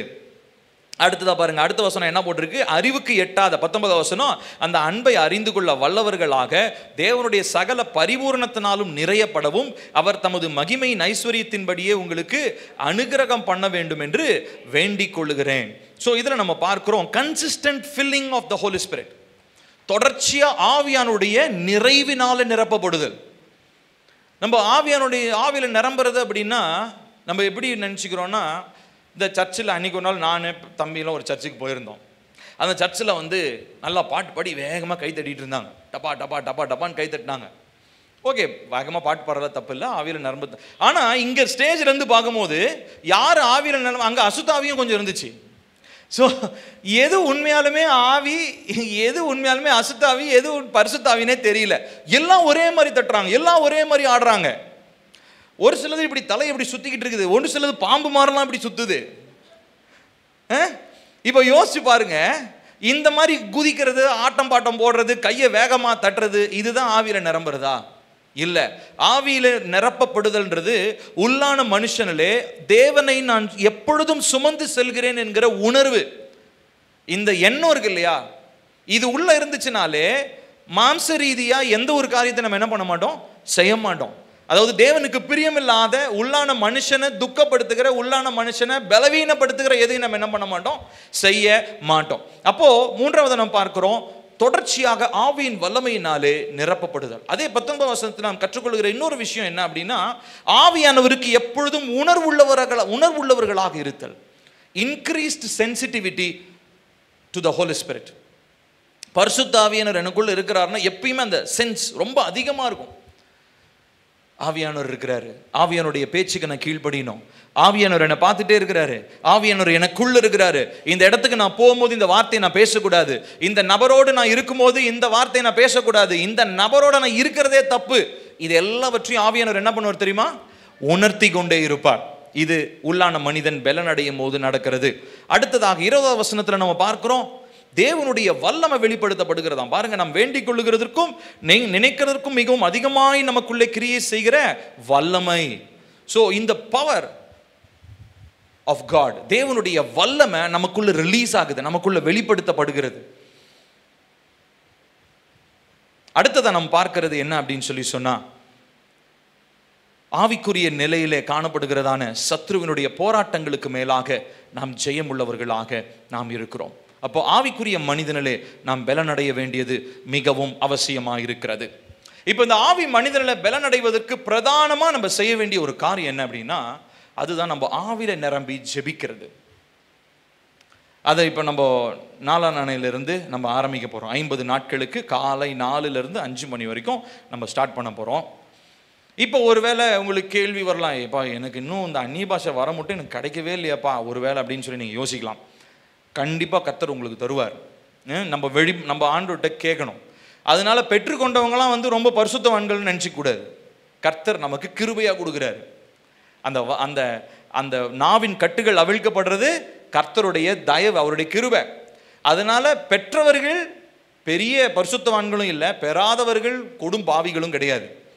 நம்ம விட்டு கொடுக்க நம்ம பழகணும். அப்போ ஆவியானவருக்கு விட்டு கொடுக்க முடியாம நமக்குள்ள காணப்படுகிறதான தடைகள் என்னவென்பதை நம்ம என்ன பண்ணணும் தெரியுமா? நம்ம ஆராய்ந்து பார்க்கணும். ஆண்டோட கேட்கணும், ஆவியானவரே, ஏசப்பா ஒரு வார்த்தை சொன்னார் இல்லையா, உங்களுடைய பிள்ளைகள், உங்க பிள்ளைகள் அப்பத்தை கேட்டால் என்ன கொடுப்பீங்களா? கல்ல கொடுப்பீங்களா? அடுத்ததா மீனை கேட்டால் பாம்பை கொடுப்பீங்களா? இதெல்லாம் சொல்லிட்டு, பொல்லாதவர்களாகிய நீங்கள் உங்கள் பிள்ளைகளுக்கு நல்ல காரியங்களை, நல்ல ஈவுகளை கொடுக்கும் பொழுது, கொடுக்க அறிந்திருக்கும் பொழுது, உங்கள் பரமபிதா கேட்பவர்களுக்கு பரிசுத்த ஆவியானவரை தருவது அதிக நிச்சயம் அல்லவா அப்படின்றாரு. அப்போ இந்த ஒரு வசனத்தை வச்சுக்கோங்க, சரியா? இந்த வசனத்தை சொல்லி சொல்லி ஜெபம் பண்ணுங்க. ஆண்டவரே, இந்த வசனத்துல நீங்க என்ன சொல்லியிருக்கிறீங்க? பரிசுத்த ஆவியானோட அந்த அபிஷேகத்தை எனக்கு தருவேன்னு சொல்லியிருக்கிறீங்க. அதனால என் நாவின் கட்டுகளை அவிழ்த்து நான் அந்நிய பாஷையில ஜெபிக்க எனக்கு உதவி செய்யுங்கன்னு சொல்லி நம்ம கேட்கணும். சரிங்களா? இப்போ இந்த உள்ளான மனிதனில் பலனடைவதற்கு பல பல காரியங்கள் இருக்கிறது. ஆனால் அதில் பிரதானமான ஒரு சிலதை மாற்றம் நான் சொல்ல போகிறேன். அதில் முதலாவது ரொம்ப ரொம்ப அவசியமானது, நம் ஆவியில நிரம்பி ஜெபிக்கிறது. praying in the spirit. ஆவியில நிரம்பி ஜெபித்தல் அப்படின்றது ரொம்ப ரொம்ப ரொம்ப ரொம்ப தவிர்க்க முடியாததும் அத்தியாவசியமான காரியம். உள்ளான மனுஷனிலே ஒரு மனிதன் பலன் அடையணும்னா ஆவியில நிரம்பி ஜெபிக்க பழகி கொள்ள வேண்டும். ஒருவேளை அது உங்களுக்கு புதிதாக இருக்கலாம். ரட்சிக்கப்பட்டு வந்த நாளில் இது என்ன பாஸ்டர் ஏதோ மந்திரம் ஓதிக்கிட்டு இருக்கிறாரு, லபலபா கபகபான்னு ஏதோ உளறிக்கிட்டு இருக்கிறாரு. இன்னைக்கு ஈவன் சினிமாவில் கூட அந்நிய பாஷைகளை கலாய்ச்சிலாம் இன்னைக்கு காமெடி சீன்ஸ்லாம் வருது. அன்னைக்கு கூட ஏதோ ஒருத்தர் எனக்கு ஃபார்வர்ட் பண்ணியிருந்தார். சினிமாவில் அந்நிய பாஷையை வேடிக்கையாக கிண்டல் அடித்து பேசுகிற மனிதர்கள் நம்ம பார்க்குறோம். சரி, அது போகட்டும், உலகத்தாருக்கு அது ஒன்றும் புரியவே புரியாது, அவர்கள் அப்படியே இருந்துட்டு போகட்டும். ஆனால் தேவ பிள்ளைகளாகிய நமக்கு அந்நிய பாஷையில் பேசுகிறத குறித்து நமக்கு ஒரு தெளிவு இருக்கணும். அதை ஏன் அந்நிய பாஷைன்னு சொல்கிறோம், அது ஏன் எல்லாரும் பேசணும்னு சொல்கிறோம்? அது வெறும் வரம் மாத்திரம் அல்ல, அது ஆவியானவர் நமக்குள்ள இருந்து செயல்படுகிற ஒரு அடையாளம் என்பதை நாம் பார்க்கிறோம். ஆண்டவராகிய இயேசு கிறிஸ்து மார்க் 16வது அதிகாரத்தில் கடைசி 2 வசனத்தில் சொல்கிறாரு, என் நாமத்தினால் உங்களுக்கு நிறைய காரியம் நடக்கும். அதில் அவர் சொல்கிற ஒரு அடையாளம், என் நாமத்தினாலே நீங்கள் என்ன பண்ணுவீங்க? நவமான பாஷைகளில் பேசுவீங்க அப்படின்றாரு. ஸோ அது ஆவியின் வரங்கள் கேட்டகரி. நிறைய பேர் அப்படி சொல்லுவாங்க, அந்த வரம் எனக்கு கொடுக்கப்படலைங்க, எல்லாருக்கும் நான் ரட்சிப்பை பெற்றுக்கொண்டேன், அந்த வரம் எனக்கு கிடைக்கலைங்க அப்படிலாம் சொல்லாதீங்க. அது வரம் அல்ல, அது அந்த ஒரு அந்நிய பாஷை வேற. ஆனால் ஆவியில நிரம்பி நம்ம ஜெபிப்பதற்கு நமக்கு கொடுக்கப்படுகிற நாவின் கட்டுகள் அவிழ்க்கப்படுதல் என்பது வேற. அதை நம்ம எல்லாருமே பெற்றுக்கொள்ளணும். சரிங்களா? ஸோ அதை குறித்து இந்த நாளில் நான் உங்களோடு பேச போகிறேன். ஏனென்றால் அடுத்து நம்ம வருகிற நாட்களில் தொடர்ந்து 50 நாட்களுக்கு நாம் ஜெபிக்க போகிறோம். ஸோ நம்ம ஆவியில நிரம்பி ஜெபிக்கும் பொழுது நம்மளுடைய ஆவி மனிதன் ஜெபிக்க ஆரம்பிக்கிறார். சரிங்களா? நம்ம மாம்சமா ஜெபிக்கும் போது எப்படி ஜெபிக்கிறோம் சொல்லுங்களேன்? மாம்சமா ஜெபிக்கும் போது எப்படி ஜெபிக்கிறோம்? நான் உங்ககிட்ட ஒரு தேவையை சொல்றேன், எனக்கு ஒரு பண தேவைங்க அப்படின்னு ஒன்று, நீங்கள் எனக்காக எப்படி ஜெபம் பண்ணுவீங்க? ஏசப்பா, பில்லிக்கிட்ட பேசினேன், பில்லி இவ்வளோ பண தேவைன்னு சொன்னார், அதனால அந்த தேவையை சந்திங்க, இதுதானே? இப்படி தான் உங்களுடைய ஜெபம் இருக்கும். இது இது இது பேர் என்னதுங்க? மாம்சத்தின் ஜெபம். மாம்சத்தில் ஒரு ஜெப விண்ணப்பத்தை கேட்குறீங்க, மாம்சத்தின்படி நீங்கள் ஜெபிக்கிறீங்க. ஆனால் ஆவியில் ஜெபிக்கிறதுன்றது என்னது? அப்போ ஆவிக்கு ஒரு லாங்குவேஜ் இருக்கு இல்லையா? அந்த மொழி பேர் தான் என்னன்னு சொல்கிறோம்? டங்ஸ், அந்நிய பாஷைன்னு சொல்கிறோம். அப்போ அந்நிய பாஷையில் பேசும்பொழுது நம்ம மாம்சத்தில் நம்ம ஜெபிக்கல, நமக்குள்ள இருக்கிற உள்ளான மனுஷன் இருக்கார் இல்லையா, அவர் தான் ஜெபிக்கிறார். சரிங்களா? ஸோ முதலாவது இதை நாம் புரிந்து கொள்ள வேண்டும். 1 கொரிந்தியர் 14:14 நாம் வாசிக்கிறோம், எண்ணத்தினாலெனில் நான் அந்நிய பாஷையிலே விண்ணப்பம் பண்ணினால் என் ஆவி விண்ணப்பம் பண்ணுகிறது. திரும்ப வாசிக்கிறேன், 1 கொரிந்தியர் 14:14, எண்ணத்தினாலெனில் நான் அந்நிய பாஷையில விண்ணப்பம் பண்ணினால் என் ஆவி விண்ணப்பம் பண்ணுமே அன்றி என் கருத்து பயனற்றதா இருக்கும். அஃப்கோர்ஸ் வெளியில இருக்கவங்களுக்கு அது புரியாது, ஆனா என்னுடைய ஆவி என்ன ஆகுதுங்க? ஜெபித்து கொண்டே இருக்கிறது. ஸோ இந்த காரியத்தை நிறைய பேருக்கு இது அதான் நான் சொன்ன மாதிரி உங்களுக்கு வேடிக்கையாக இருக்கலாம், நிறைய நேரங்களில் அது புரியாமையும் இருக்கலாம். சரி, இப்போ நான் உங்களிடத்துல தமிழ் மொழியில தானே பேசுறேன். இந்த தமிழ் மொழியினுடைய வார்த்தைகள் ஏற்கனவே என்னுடைய மூளை பகுதியில் என்ன இருக்குது சொல்லுங்களேன்? பதிஞ்சிருக்குது. அதனால தான் அந்த வார்த்தையை பயன்படுத்தி நான் உங்ககிட்ட என்ன பண்றேன்? பேசுறேன். இப்போ நல்லா கவனிக்கணும். நான் ஒரு வீடியோ ஒன்று உங்களுக்கு நான் வாட்ஸ்அப்பில் நான் அனுப்புகிறேன், சரிங்களா? அது ஒரு ஆங்கிலத்தில் தான் இருக்கும், அதை நீங்கள் புரிஞ்சவங்க நீங்கள் பாருங்கள், அதனுடைய விளக்கத்தை நான் சொல்கிறேன். ஒரு குறிப்பிட்ட ஒரு சயின்டிஸ்ட் ஒருத்தர் 2006ஆம் ஆண்டில் ஒரு தீவிரமான ஒரு ஆராய்ச்சியில் ஈடுபட்டார். என்ன அப்படின்னா, அந்நிய பாஷை பேசும் பொழுது மூளை பகுதியில் நடக்கிற மாற்றம் என்ன அப்படின்றத வந்து அவங்க ஆராய்ந்து பார்த்தாங்க. அதில் அவங்க ஆராய்ந்து பார்த்தப்போ அவங்க கண்டுபிடித்த ஒரு காரியம் என்ன அப்படின்னு சொன்னால், இந்த நம்மளுடைய ஃப்ரண்டல் லோபுன்னு சொல்லுவாங்க, நம்முடைய மூளை பகுதியில் பல பாகங்கள் இருக்குது இல்லைங்களா? சிறுமூளை, பெருமூளைலாம் இருக்குது, அப்புறம் முன்பாகம், இப்படி பல பாகங்கள் இருக்குது. இப்போ இதில் இந்த ஃப்ரண்டல் லோப் இதில் தான் வந்து பார்த்திங்கன்னா நினைவுகள், மொழியை குறித்த நினைவுகள்லாம் இந்த நினைவில் தான் இங்கே தான் பதிந்திருக்குமா.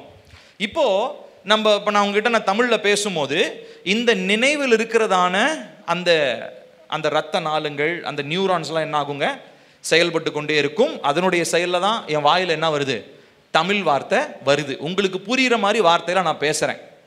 ஆனால் நான் ஆவியில் நிரம்பி ஜெபிக்கும் பொழுது இந்த மூளை பகுதி இருக்கு இல்லையா, அந்த ஃப்ரண்டல் லோப், இங்கே எதுவுமே நடக்காது. அப்படியே இந்த இடம் வந்து அப்படியே அமைதலாயிடும்.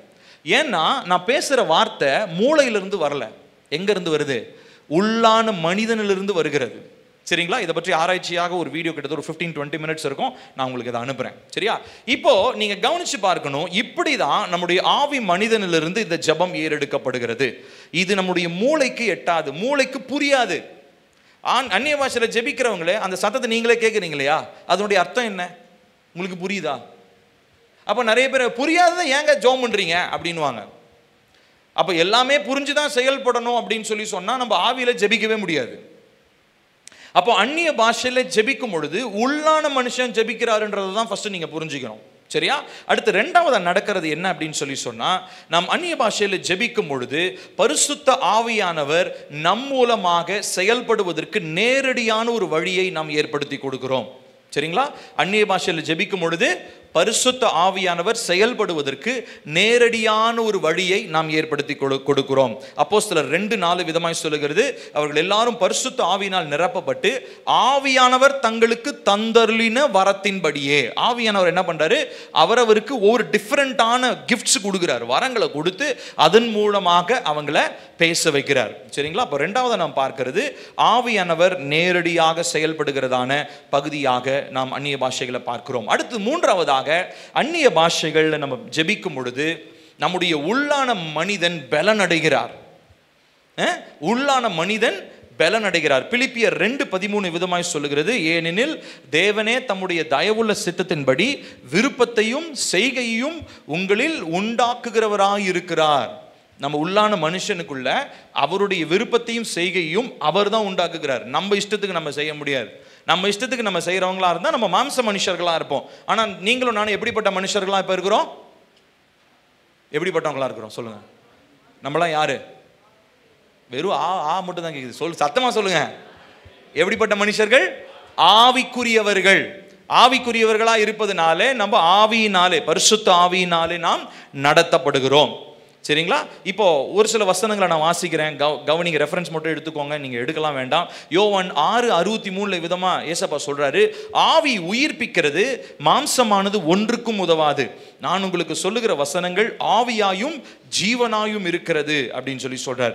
அதே மாதிரி நீதிமொழிகள் ஒரு வசனம் நம்ம எல்லாருக்கும் தெரிஞ்ச வசனம் 18:21 வாசிக்கிறோம், மரணமும் ஜீவனும் நாவின் அதிகாரத்தில் இருக்கும், அதில் பிரியப்படுகிறவர்கள் அதன் கனியை புசிப்பார்கள். அப்போ இந்த நாவினாலே நாம் அந்நிய பாஷைகளில் ஜெபிக்கும் பொழுது ஆவி மனிதனில் பலன் அடைகிறோம். இயற்கைக்கு அப்பாற்பட்ட ஒரு பலனை நாம் பெற்றுக்கொள்கிறோம். ஹல்லேலூயா. இந்த எபேசியர் 3:20 வாசிக்கிறோம், நாம் வேண்டிக் கொள்ளுகிறதற்கும் நினைக்கிறதற்கும் மிகவும் அதிகமாய் நமக்குள்ளே கிரியை செய்கிற வல்லமை. வாசிச்சோம் இல்லையா? கொஞ்சம் முன்னாடி வாசிச்சோம். நமக்கு செய்ய வல்லவராகிய அவருக்கு சபையிலே கிறிஸ்து இயேசுவின் மூலமாய் தலைமுறை தலைமுறைக்கும் சதா காலங்களிலும் மகிமை உண்டாவதாக. இந்த நான் சொன்னேன் இல்லைங்களா, இந்த டுனாமிஸ், டைனமைட், இந்த வெடித்து சிதறக்கூடிய வல்லமை, இந்த அபிஷேகம், இதெல்லாம் எப்படி வந்தது, எப்படி வருது? ஆவியில நிரம்பி ஜெபிக்கும் போது உண்டாகுது. இப்போ நேற்று தினத்தில் அந்த சம்பவத்தை பார்த்தோம். இயேசு கிறிஸ்து நடந்து போகும்போது பெரும்பாடு உள்ள ஸ்திரீ போய் அவருடைய வஸ்திரத்தினுடைய ஓரத்தை தொட்டாங்க. தொட்ட உடனே அவங்க சுகமானாங்க. ஏசப்பா திரும்பி பார்த்து சொல்றாரு, என்னிடத்திலிருந்து வல்லமை புறப்பட்டு போனதை நான் உணர்ந்தேன். அப்போ அவர் மேல, அவரை சுற்றி, அவருக்குள்ள ஃபுல்லா என்ன எப்படி இருந்திருக்கிறார்? அவரு ஃபுல்லா ஆவியானுடைய வல்லமையினாலேயே நிரப்பப்பட்டிருந்திருக்காரு. அது கொஞ்சம் குறைஞ்சா கூட அவருக்கு தொட்டு கொஞ்சம் வெளியில போனா கூட அவருக்கு அது சென்ஸ் பண்ண முடிஞ்சிருக்கு. அந்த அளவுக்கு அவர் ஃபுல்லா இருந்திருக்கிறார். அதனால தான் பாத்தீங்கன்னா எப்ப பார்த்தாலும் நாள் ஃபுல்லா ஊழியம் செஞ்சுட்டு நைட்டு போய் உட்காந்து தனியா கொஞ்சம் பண்ணிக்கிட்டே இருப்பாரு. ஏசப்பா பார்த்துருக்கிறீங்களா? அவர் 3.5 வருஷத்துல அவர் ஊழியம் செஞ்சதை விட ஜெபிச்சது தான் அதிகம்னு நினைக்கிறேன். ஏன்னா முக்காவாசி இடங்களில் அவர் எப்போ பார்த்தாலும் தனியாக ஊழியத்தை முடிப்பார். பகலெல்லாம் நம்மளாம் தான் என்ன பண்ணுவோம்? நான் உங்களுக்கு கேட்கணும்னு சொன்னேன் இல்லையா? நம்மளாம் ஒரு நாள் ஃபுல்லாக வேலை செஞ்சு என்ன பண்ணியிருப்போம்? நீட்டி படுத்துருவோம். முடியல சாமி அப்படின்ட்டு படுத்துருவோம். ஆனால் அவர் என்ன பண்ணுறாரு? நான் இருக்க போகிறதே 3.5 வருஷம்தான், அதனால் வேஸ்ட் பண்ணக்கூடாதுன்னு சொல்லிட்டு அது இன்னும் ஆவியில் பலப்படும்படியாக அவர் இரவு நேரங்களிலே தனித்து அவர் ஜெபிக்கிறத நம்ம பார்க்கிறோம். அடுத்ததாக நாம் அந்நிய பாஷைகளிலே நாம் பேசும் பொழுது நம்முடைய துதியும் ஆராதனையும் வல்லமையுடையதாய் மாறுகிறது. our praise and worship is intense. நம்முடைய துதி ஆராதனை இருக்கு இல்லையா? நம்ம ஞாயிற்றுக்கிழமை ஆராதனையில் ஆராதிக்கிறோம் இல்லையா? தேவனை ஆராதிக்கிறோம், துதிக்கிறோம் இல்லையா? அதெல்லாமே நான் பேச போறேன். 4 தினத்தில் நான் பேச போறேன், துதி ஆராதனை பற்றி பேச போறேன். அதனால இன்னைக்கு குட் ஃப்ரைடேக்கு எல்லாம் திரளா கூடி வந்துட்டீங்க. நாளைக்கு எத்தனை பேர் வரீங்கன்னு பார்க்கலாம். சரி, சந்தோஷம். நாளைக்கும் வாங்க, கர்த்தர் உங்களை ஆசீர்வதிப்பார், கர்த்தர் நம்மோடு பேசுவார். இப்போ கவனிங்க, இந்த துதி ஆராதனை நமக்கு போர் அடிக்கிறதுக்கு ரீசன் என்ன தெரியுமா? ஏன் டைமுக்கு நம்மளால வர முடியல? ஏன் அவசரமாக கிளம்பி கரெக்டாக 8 மணிக்கு ஆராதனா ஏன் 8 மணிக்கு வர முடியல தெரியுமா? உள்ளான மனுஷன் சோர்ந்து போயிட்டார். அதனால துதி ஆராதனை நமக்கு விரும்பப்படத்தக்கதா இல்லை, நமக்கு போர் அடிக்கிறதா மாறிடுச்சு. மெசேஜில் தூங்குனா பரவாயில்ல, நிறைய பேர் ஆராதனையில் தூங்குறாங்க. இந்த கொடுமை நான் எங்கே போய் சொல்லுவேன்? பாட்டு பாடும்போது தூக்கம் வந்தா அது என்னன்னு சொல்றது? சொல்லுங்க பார்க்கலாம். நின்றுக்கிட்டுலாம் தூங்குறாங்க ஒரு சிலர். நான் சொன்னா உங்களுக்கு சிரிப்பு வருது, ஆனா என்ன பண்றது? சரி கவனிங்க, ஏன் தெரியுங்களா? நம்முடைய உள்ளான மனுஷன் என்ன ஆயிட்டார் தெரியுமா? ரொம்ப சோர்ந்து போயிருக்கிறாருங்க. அவர் நான் சொன்ன மாதிரி நோஞ்சானா இருக்கிறாரு, இன்னைக்கோ நாளைக்கோன்ற நிலைமையில இழுத்துக்கிட்டு இருக்கிறாரு. அதனால அவருக்கு துதி ஆராதனைலாம் பிடிக்க மாட்டேன்னுது. உள்ளான மனுஷன் ரொம்ப அவர் விரும்பி செய்யறது என்ன தெரியுங்களா? தேவனை ஆராதிக்கிறது, துதிக்கிறது. தேவனை துதித்து பாடும்போது அப்படியே பொங்கி வரும். அது வாயினால வராது. கையை தட்டுங்க, கையை உயர்த்துங்க, இதெல்லாம் நான் சொல்ல வேண்டிய அவசியமே இல்லை. உள்ளான மனுஷன் ஸ்ட்ராங்கா இருந்தாருன்னா ஆராதனை பொங்கி வரும். ஆனா நமக்கு எப்ப தெரியுமா ஆராதனை பொங்கி வரும்? கிறிஸ்மஸ் அன்னைக்கு சமயம் ஜோன்னு சத்தம் வரும் பயங்கரமா. அப்புறம் பிறந்த நாள், இந்த மாதிரி ஏதோ விசேஷமான நாள் அப்படின்னா மட்டும் சத்தம் எப்படி இருக்கும்? கணீர் கணீர்னு வரும். ஸ்பீக்கர் சத்தத்தை விட நீங்க பாடுற சத்தம்லாம் பயங்கரமா இருக்கும். ஆனா மற்ற நாள்ல பாருங்களேன், ஆராதனை எப்படி தெரியுமா இருக்கும்? ஒண்ணுமே கேட்காது. ஸ்பீக்கர் சத்தத்தெல்லாம் குறைச்சா கூட உங்க வாய் பக்கத்துல போய் காதை வச்சா கூட இவங்க பாடுறாங்களா இல்லையான்னு தெரியாது. வெறும் மாமான்னு வாய் மட்டும் அசைஞ்சுக்கிட்டே இருக்கும். ஏன் நம்மளால ஒரு நாள்ல ஆராதிக்க முடியுது, இன்னொரு நாள்ல ஆராதிக்க முடியல? ஏன்னா நம்ம மாம்சத்தின்படி எமோஷனலா உணர்ச்சி பூர்வமா ஆராதிக்கிறோம். உணர்ச்சி பூர்வமா ஆராதிச்சோம்னா சந்தோஷமா இருக்கும் போது ஆராதனை வரும், துக்கமா இருந்தா ஆராதனை வராது. காலங்காத்தால புருஷன் முன்னாடி சண்டை போட்டுட்டு வந்திருந்தீங்கன்னா ஆராதனை எப்படி வரும்? ஒருவேளை ஆராதிக்கணும்னு தோணுனாலும் புருஷன் என்ன நினைப்பாரு? பொண்டாட்டிகிட்ட சண்டை போட்டுட்டு வந்திருக்கிறோம், ஆராதிச்சானா பொண்டாட்டி என்னை பார்த்து என்ன நினைப்பா? காலங்காத்தால என்ன பேச்சு பேசிவிட்டு இங்கே வந்து பாரு பெரிய யோக்கியமானாட்டம் ஆராதிச்சுக்கிட்டு இருக்கிறார், பாட்டு பாடிக்கிட்டு இருக்கிறார். இப்படி 2 பேரும் ஒருத்தர் மாற்றி நினச்சிக்கிட்டா அங்கே யாருமே ஆராதனை செய்ய முடியாது. அப்போ சூழ்நிலைகளை பொறுத்து வருவது பேர் ஆராதனை அல்ல, உள்ளான மனுஷன்லிருந்து வருவது பேர் தான் ஆராதனை. இப்போ இந்த உள்ளான மனுஷன் பலனா இருந்தாரு, அதனாலதான் இந்த ஆவியில நிரம்பி ஜெபிக்கும் பொழுது துதியும் ஆராதனையும் வல்லமையானதாய் மாறுகிறது. சரிங்களா? இன்டென்ஸா மாறுது. அந்த ஆராதனையில கர்த்தருடைய பிரசன்னத்தை நம்ம அப்படியே இறக்க முடியும். உண்மை அது. அப்போஸ்தலர்லாம் எப்படிங்க அப்படி செஞ்சாங்க? அவங்க கிட்ட என்ன பயங்கரமா இன்ஸ்ட்ருமெண்ட், மியூசிக், அது இல்லாம ரிதம் பேடு, கீபோர்ட் இல்லாம இருந்துச்சு? எதுவுமே இல்லை. அவங்க வெறும் கையை தட்டியிருப்பாங்க, மிஞ்சி போனா ஏதாவது மோளம் வச்சு தட்டிக்கிட்டு இருந்திருப்பாங்க, அவ்வளவுதான். ஆனா அதுல அவங்களுக்கு உணர்ந்த தேவ பிரசன்னத்தை, இன்னைக்கு இவ்வளோ ஃபெசிலிட்டிஸ் வாய்ப்புகள் நமக்கு இருந்தோம், தேவ பிரசன்னத்தை ஏன் முடியல, நம்மளால உணர முடியல? ஏன்னா உள்ளான மனுஷனுக்கு ஒரு பலனே இல்லை, உள்ளான மனுஷன் பலன் அடையவில்லை. அப்போ ஆவியில நிரம்பி ஜெபிக்கும் போது தான் நம்முடைய துதியும் ஆராதனையும் எப்படி இருக்குங்க? சொல்லுங்க, எப்படி இருக்கும்? வல்லமையானதா இருக்கும். அப்போ நீங்க ஆராதனைக்கு வர்றதுக்கு முன்னாடி அபிஷேகம் பெற்ற தேவ பிள்ளைங்க கொஞ்ச நேரம் நல்லா டங்ஸ்ல ஜெபம் பண்ணுங்க. சர்ச்சுக்கு பைக் ஓட்டிட்டு கார்லையோ பைக்லையோ பஸ்ஸில் வரீங்க இல்லையா, அந்த டைமில் என்ன பண்ணிட்டு வாங்க? அந்நிய பாஷையில் ஜெபம் பண்ணிட்டு வாங்க. தேவையில்லாததெல்லாம் பேசக்கூடாது. காலங்காத்தால எந்திரிச்ச உடனே பஞ்சாயத்து, நேற்று நடந்த பிரச்சனை, நாளைக்கு நடக்க போகிற காரியத்தெல்லாம் பேசாமல் ஆராதனைக்கு வர்றதுக்கு முன்னாடி நல்ல அந்நிய பாஷையில் நிரம்பி ஜெபம் பண்ணிட்டு வாங்க. அப்போ ஆட்டோமேட்டிக்காக தேவ பிரசன்னத்துக்கு வரும்பொழுது துதியும் ஆராதனையும் உங்கள் உள்ளான மனிதிலிருந்து பொங்கி எழும்பும். ஹல்லேலூயா. யாரும் சொல்ல வேண்டிய அவசியமே இல்லை. கையை தூக்குங்க, சத்தமாக பாடுங்க, கையை தட்டுங்கலாம் சொல்லவே தேவையில்லை. ஆட்டோமேட்டிக்காக உங்கள் உள்ளான மனுஷன்லேருந்து துதியும் ஆராதனையும் உங்களுக்கு வரும். அது நீங்கள் சோர்ந்து போகவே மாட்டீங்க. பாருங்கள், 1 கொரிந்தியர் 14:15 நம்ம வாசிக்கிறோம். இப்படி இருக்க செய்ய வேண்டுவது என்ன? நான் ஆவியோடும் விண்ணப்பம் பண்ணுவேன், கருத்தோடும் விண்ணப்பம் பண்ணுவேன். நான் ஆவியோடும் பாடுவேன், கருத்தோடும் பாடுவேன். ஆவியில் பாடுறதுனே எப்படி?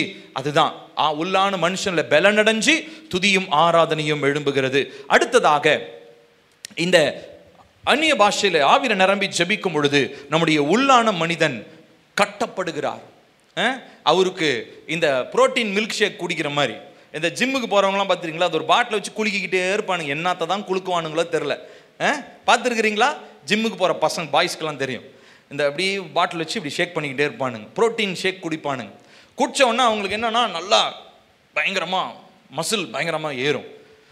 பயங்கரமாக முட்டை சாப்பிடுவானுங்க, சிக்கன் சாப்பிடுவானுங்க. அவங்க டயட்லாம் வினோதமாக இருக்கும். சரிங்களா? ஸோ இப்போ இது எதுக்காக செய்கிறாங்க? பாடியில் மசில் பில்டப் ஆகிறது. அதாவது சரீரம் நல்லா. எங்கள் வீட்டு பக்கத்தில் ஒரு தம்பி இருந்தான், அஸ்தம்பட்டியில். அவன் விழுன்னு இருப்பான், அநியாயத்துக்கு விழுன்னு இருப்பான். ஆனால் ஒரு நாள் ஃபேஸ்புக்கில் பார்த்தா ஆனானகன் போட்டியில் இப்படி நிற்கிறார் பயங்கரமாக.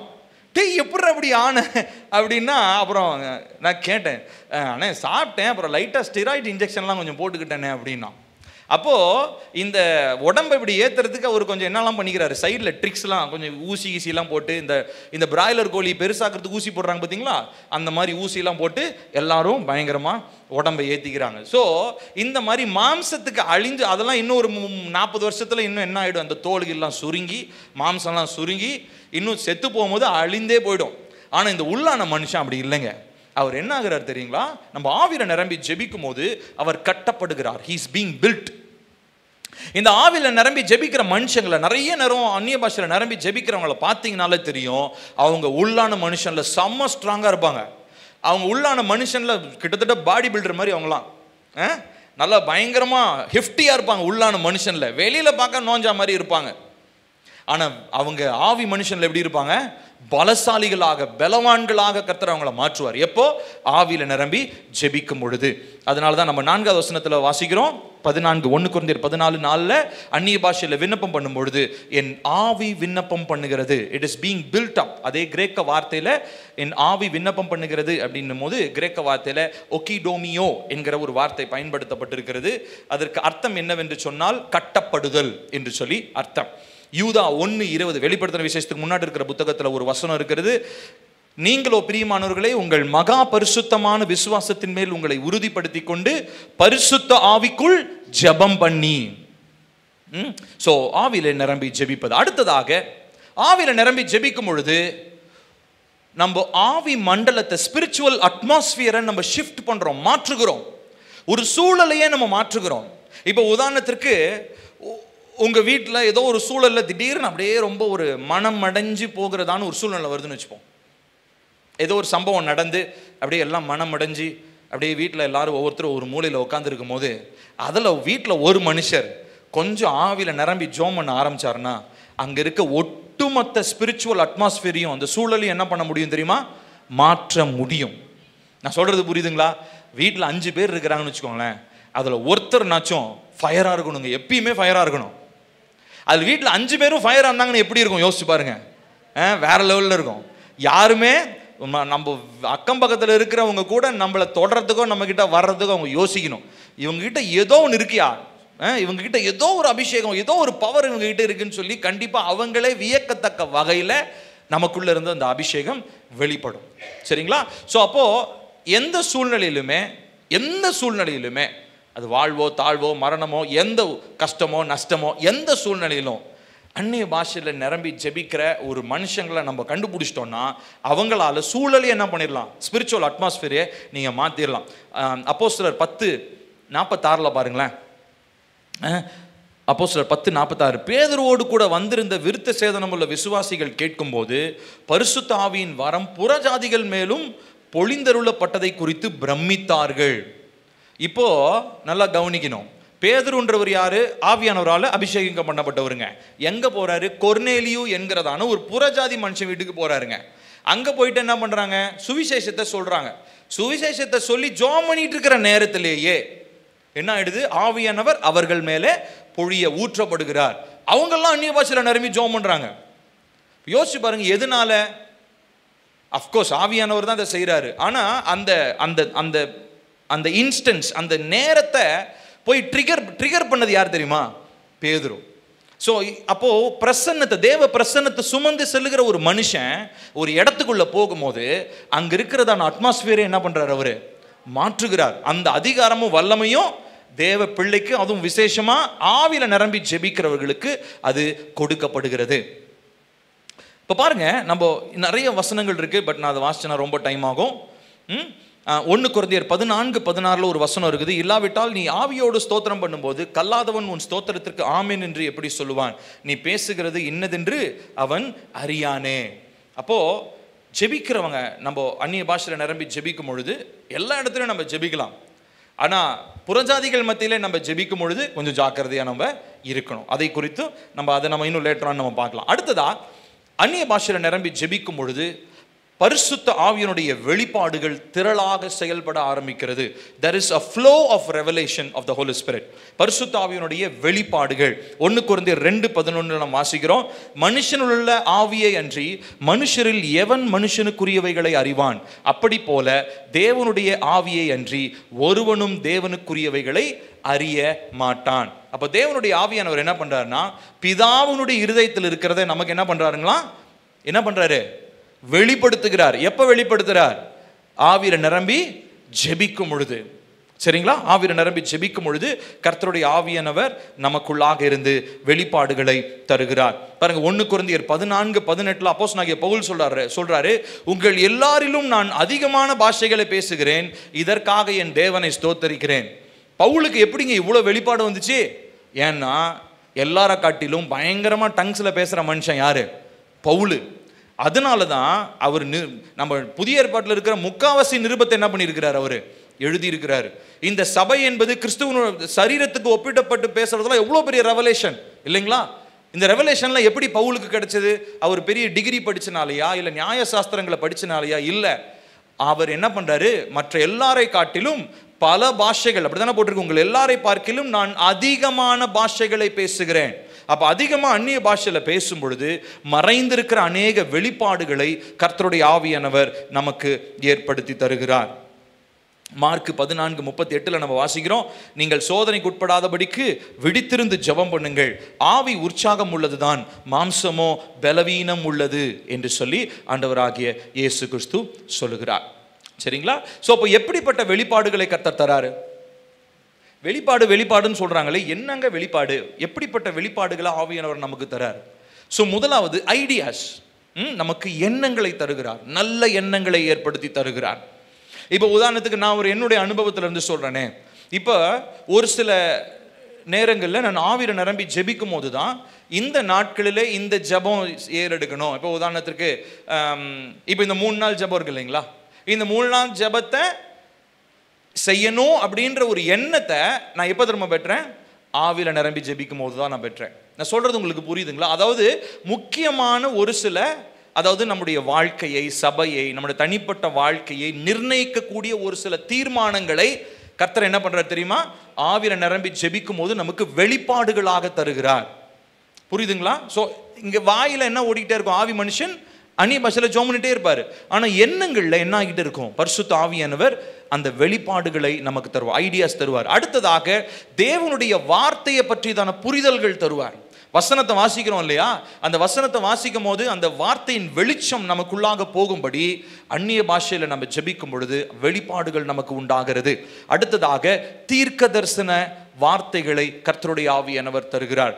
தீர்க்க தரிசன அழைப்பாக அழைக்கப்பட்டவங்க வேற, தீர்க்க தரிசன வரங்களை செயல்படுத்துகிறவர்கள் வேற. அந்நிய பாஷையில நாம் ஜெபிக்கும் பொழுது ஆவிக்குரிய தீர்க்க தரிசன வரங்களும் வெளிப்படுகிறதாக இருக்கிறது. அடுத்ததாக நாம் அந்நிய பாஷையில ஜெபிக்கும் பொழுது நம்மளுடைய வாழ்க்கையை குறித்ததான மறைவான காரியங்களையும் கர்த்தர் வெளிப்படுத்துகிறார். சரி செய்யப்பட வேண்டிய காரியங்கள், குணமாகாத காயங்கள், ஆத்தும காயங்கள் பற்றி சொன்னேன் இல்லைங்களா? நிறைய நேரங்களில் நான் ஆவியில் நிரம்பி ஜெபிக்கும் போது மறைஞ்சிருக்கிற என்னைக்கோ ஒரு நாள் நடந்த சம்பவத்தை ஆவியானவர் நினைப்பூட்டுவார். அதை நான் அறிக்கை பண்ணியிருக்கவே மாட்டேன். உடனே அந்த பாவத்தை அறிக்கை பண்ணி அதை நான் ஆண்டவர் சமூகத்தில் ஒப்புரவாகி அதுக்கப்புறம் தான் நான் ஜெபிக்க ஆரம்பிப்பேன். ஸோ நம்ம ஜெபிக்க ஏற்கனவே நம்ம வாழ்க்கைக்குள்ள மறைந்திருக்கிற பல காரியங்களை ஆவியானவர் நமக்கு வெளிப்படுத்துகிறார். இதுதான் நம்ம வெளிப்பாடுகள்னு சொல்றோம். அடுத்ததாக நம்ம ஆவியில நிரம்பி ஜெபிக்கும் பொழுது என்ன நடக்குது அப்படின்னு சொன்னா, தேவனுடைய மறைபொருள்களை நாம் பேசுகிறோம். we are speaking for the mysteries of God. 1 கொரிந்தியர் 14வது அதிகாரம் 2வது வசனம், ஏனெனில் அந்நிய பாஷையில பேசுகிறவன் ஆவியினாலே ரகசியங்க பேசினாலும் அவன் பேசுகிறதை ஒருவனும் அறியாதிருக்கிறபடியினாலே அவன் மனுஷரிடத்தில் பேசாமல் தேவனிடத்தில் பேசுகிறான். கவனிங்க, அப்ப அந்நிய பாஷையில ஜெபம் பண்ணும்போது என்ன நடக்குதுங்களா? நீங்க யார்கிட்ட பேசுறீங்களா? நீங்க தேவனிடத்துல பேசுறீங்க. தேவன் உங்ககிட்ட எப்படி பேசுறாரு? நான் தான் ஏற்கனவே சொன்னேன், வெளிப்பாடுகள் மூலமாக, வசனங்கள் மூலமாக உங்களோடு கூட அவர் என்ன பண்றாருங்க? பேசிக்கொண்டே இருக்கிறார். இதுதான் நம்ம என்ன சொல்றோம் அப்படின்னா, புதிர்கள், மறைக்கப்பட்டிருக்கிறதான காரியங்கள். ஏசப்பா கிட்ட கூட இந்த சீஷர்கள் வந்து கேட்குறாங்க. என்ன கேட்குறாங்கன்னா, என்ன எப்போ பார்த்தாலும் நீங்கள் உவமைகளாகவே சொல்றீங்க, அதுவும் ஒரு சில உவமையெல்லாம் சொல்லிட்டு அதற்கான அர்த்தத்தை இவங்க தனியாக வந்து கேட்பாங்க. கவனிச்சிருக்கிறீங்களா? அப்போ ஏசப்பா சொல்லுவாரு, சரிங்களா? ஒரு வசனத்தை வாசிக்கலாம் பாருங்க. மத்தேயு 13:11 சொல்றாரு, அவர்களுக்கு அவர் பிரதியுத்தரமாக, பரலோக ராஜ்யத்தின் ரகசியங்களை அறியும்படி உங்களுக்கு அருளப்பட்டது, அவர்களுக்கோ அருளப்படவில்லை. அப்ப மிஸ்ட்ரீஸ் ஆஃப் த கிங்டம், பரலோக ராஜ்யத்தினுடைய ரகசியங்கள் யாருக்கு தெரியுமா கொடுக்கப்படுது? தேவனை பின்பற்றுகிற சீஷர்களுக்கு. அவங்க யாரா மாறுறாங்க கடைசியா? அப்போஸ்தலர்களும் இந்த மாதிரி ஆவியினால் நடத்தப்படுகிற மனிதர்கள். இவங்களுக்கு என்ன நடக்குதுன்னா, கிங்டமோட மிஸ்ட்ரீஸ், பரலோக ராஜ்யத்தினுடைய அந்த மறைவான காரியங்களை கர்த்தருடைய ஆவியானவர் என்ன பண்றாரு தெரியுமா? வெளிப்படுத்தி கொண்டே இருக்கிறார். இப்போ நம்மளுடைய ஆலயத்தில் நம்ம நிறைய போதனைகளை, நம்ம நிறைய மறைவான காரியங்களை நம்ம பேசுகிறோம். கரெக்டாக? ஒவ்வொரு ஞாயிற்றுக்கிழமையும் நம்ம என்ன பண்ணுறோம்? நிறைய புதிய புதிய காரியங்களை நம்ம கற்றுக்கொள்கிறோம். இதெல்லாம் எங்கேருந்து வருது? எங்கேயாவது இப்போ எனக்கும் அப்பாவுக்கு ஒரு வேலை இல்லாமல் எங்கேயாவது ஒருத்தங்கிட்ட படிச்சுட்டு வந்து காப்பி அடிச்சா சொல்கிறோம்? இல்லை, இதை ஆவியானவர் தான் வெளிப்படுத்துறாரு. எதனால வெளிப்படுத்துறாரு? ஒரு வேளை நம்ம படிக்கிறதெல்லாம் வந்து எங்கேயோ இருந்து நமக்கு ஒரு சின்ன ஒரு அவுட்லைன் கொடுக்கலாம். ஆனால் அந்த உள்ள இருக்கிறதான அந்த கருத்து, அந்த சாராம்சத்தை கொடுக்குறவர் யார் தெரியுமா? ஆவியானவர். அது எப்படி தராரு தெரியுமா? தனிப்பட்ட முறையில் நானோ ஊழியக்காரர்களோ ஜெபிக்கவில்லை என்று சொன்னால், ஆவியில நிரம்பி ஜெபிக்கவில்லை என்று சொன்னால், பரலோக ராஜ்யத்தினுடைய மறைவான ரகசியங்கள் எங்களுக்கு என்ன பண்ணப்படாது? வெளிப்படுத்தப்படாது. இல்லைன்னா நான் எப்படி தான் இருக்கணும்னா, நோட்ஸ் ப்ரிப்பேர் பண்ணிட்டு இந்த டீச்சர்லாம் வந்து நடத்துவாங்க பார்த்துருக்கிறீங்களா? நிறைய டீச்சர்ஸை நான் பார்த்துருக்குறேன். எங்களுடைய ஃபிசிக்ஸ் மிஸ் ஒருத்தவங்க இருந்தாங்க, சரிங்களா? அவங்க வந்து கிளாஸ் எடுக்கிறதுக்கும் மற்ற டீச்சர்ஸ்லாம் சயின்ஸ் சப்ஜெக்ட்ஸ் எடுக்கிறதுக்கும் வித்தியாசம் இருக்கும். மற்றவங்கலாம் ஒரு கெமிஸ்ட்ரி மிஸ் ஒருத்தவங்க வருவாங்க, அவங்க புக்கில் இருக்கிறத அப்படியே படிச்சுட்டு ஒப்பிச்சுட்டு போயிடுவாங்க. ஆனால் இந்த மிஸ் மட்டும் ஒவ்வொரு கிளாஸ்லேயும் புதுசாக ஒரு எக்ஸ்பெரிமெண்ட் சொல்லி தருவாங்க. புக்லேயே இருக்காது அது. ஆனால் அதெல்லாம் பார்த்தா நாங்கள்லாம் அப்படியே, நான் 8th 9th படிக்கும் போதெல்லாம் ஆணு வாயை பொழந்துட்டு பார்த்துட்டே இருப்போம். இப்போது நல்லாவே தெரியும், அவங்க தங்களுடைய அனுபவத்திலிருந்து சொல்லி தராங்க. மற்றவங்க எல்லாம் புக்கில் என்ன படித்தாங்களோ அதை சொல்லி தந்தாங்க. இப்போ எனக்கு ஃபிசிக்ஸ் அவ்வளோவா, நான் அவ்வளோ படிக்கலைனாலும் எனக்கு ஃபிசிக்ஸில் கொஞ்சம் ஆர்வம் உண்டு. எதனாலனா அந்த டீச்சர் நடத்தின அந்த விதத்தில். நான் சொல்கிறது புரியுதுங்களா உங்களுக்கு? ஸோ இப்போ இதே மாதிரி தான் நான் பக்கமாக மெசேஜ் நோட்ஸ் எடுத்துகிட்டு வந்து உங்கள் முன்னாடி பெரிய பிரசங்கி யாராட்டும் வார்த்தை ஜாலங்கள்லாம் போட்டு ஆச்சா போச்சான்னு அப்படியே பயங்கரமாக ஃப்ளவரி வேர்ட்ஸ்லாம் வச்சு உங்ககிட்ட நான் பேசுறதுனாலாம் உங்களை யாரும் மாற்றவே முடியாது. இந்த வார்த்தைகள் எங்கேருந்து வரணும் தெரியுமா? என்ன அவர் வாயை பயன்படுத்தி ஆவியானவர் தான் என்ன பண்ணணும்? என் மூலமாக பேசணும். இதற்காக நான் செய்ய வேண்டியது என்ன? நான் ஆவியில நிரம்பி நான் ஜெபிக்கணும். அப்போ என்ன நடக்குது? இது ஒரு அவுட்லைன், அவ்வளோதான். ஆனால் ஆவியானவர் தான் என்ன பண்ணுறாரு தெரியுமா? பரலோகத்தினுடைய ரகசியங்கள். இப்போ ஆவி ஆராய்தல்னு பேசிகிட்டு இருக்கோம். இந்த மிஸ்ட்ரீஸ்லாம் நமக்கு எக்ஸ்பிளைன் பண்ணுறவர் யாருங்க? பரிசுத்த ஆவியானவர். நான் சொல்கிறது உங்களுக்கு புரியுதுங்களா? அது எதனால நடக்குது? உள்ளான மனுஷன் ஆவியில நிரம்பி ஜெபிக்கும் பொழுது. ஒரு தேவ மனிதன் விதமாக சொல்வார், ஒரு பிரசங்கியார் பிரசங்கம் நல்லா கவனிங்க எல்லாரும், என்ன பாருங்க, பிரசங்கியார் பிரசங்கம் பண்றதுக்கு 15% தான் அவர் ரெடி பண்ற மெசேஜ் அவுட்லைன். மிச்சம் 85% அவர் எந்த அளவுக்கு பரிசுத்தம் உள்ளவரா தேவ சமூகத்தில் காத்திருக்கிறான்றதை பொறுத்து தான் இருக்குன்னுவார். இது உண்மையாலுமே எல்லாருக்குமே பொருந்தக்கூடிய, ரொம்ப முக்கியமாக ஊழியக்காரர்களுக்கு பொருந்தக்கூடிய வார்த்தை. 15% தான் நீங்கள் மெசேஜ் நோட்ஸ் எடுக்கிறது படிக்கிறதுலாம். மிச்சம் 85% நம்ம பண்ணுற ஜபமும் தேவனுடைய சமூகத்தில் நம்ம காத்திருக்கிறதை பொறுத்து தான் இருக்குது. ஹல்லேலூயா. அப்போ நம்ம இவ்விதமாக நம்முடைய வாழ்க்கையில நம்ம ஆவியில நிரம்பி ஜெபிக்கிறதுக்காக நாம் இந்த நாளில் ஒப்பு கொடுக்க வேண்டியது அவசியமாக இருக்கிறது. கடைசியாக ஒரு காரியத்தை சொல்ல போகிறேன். இன்னும் கொஞ்சம் ஒரு காரியம் இருக்குது. இன்னும் ஒரு 15-20 மினிட்ஸ், கரெக்டான 1 மணிக்கு நான் முடிச்சிருவேன். கவனிங்க. அடுத்ததாக இந்த ஆவி மனிதனில் இந்த ஆவியில நிரம்பி ஜெபிக்கும் பொழுது நமக்குள்ள ஒரு மன்றாட்டின் அபிஷேகம் ஊற்றப்படுகிறது. There is a spirit of intercession that is coming out from us. நமக்குள்ள இருந்து அது வெளிப்படுத்தப்படுகிறது. மன்றாட்டின் அபிஷேகம். ரோமர் 8வது அதிகாரம் 26வது வசனம் எடுங்க. ரோமர் 8:26.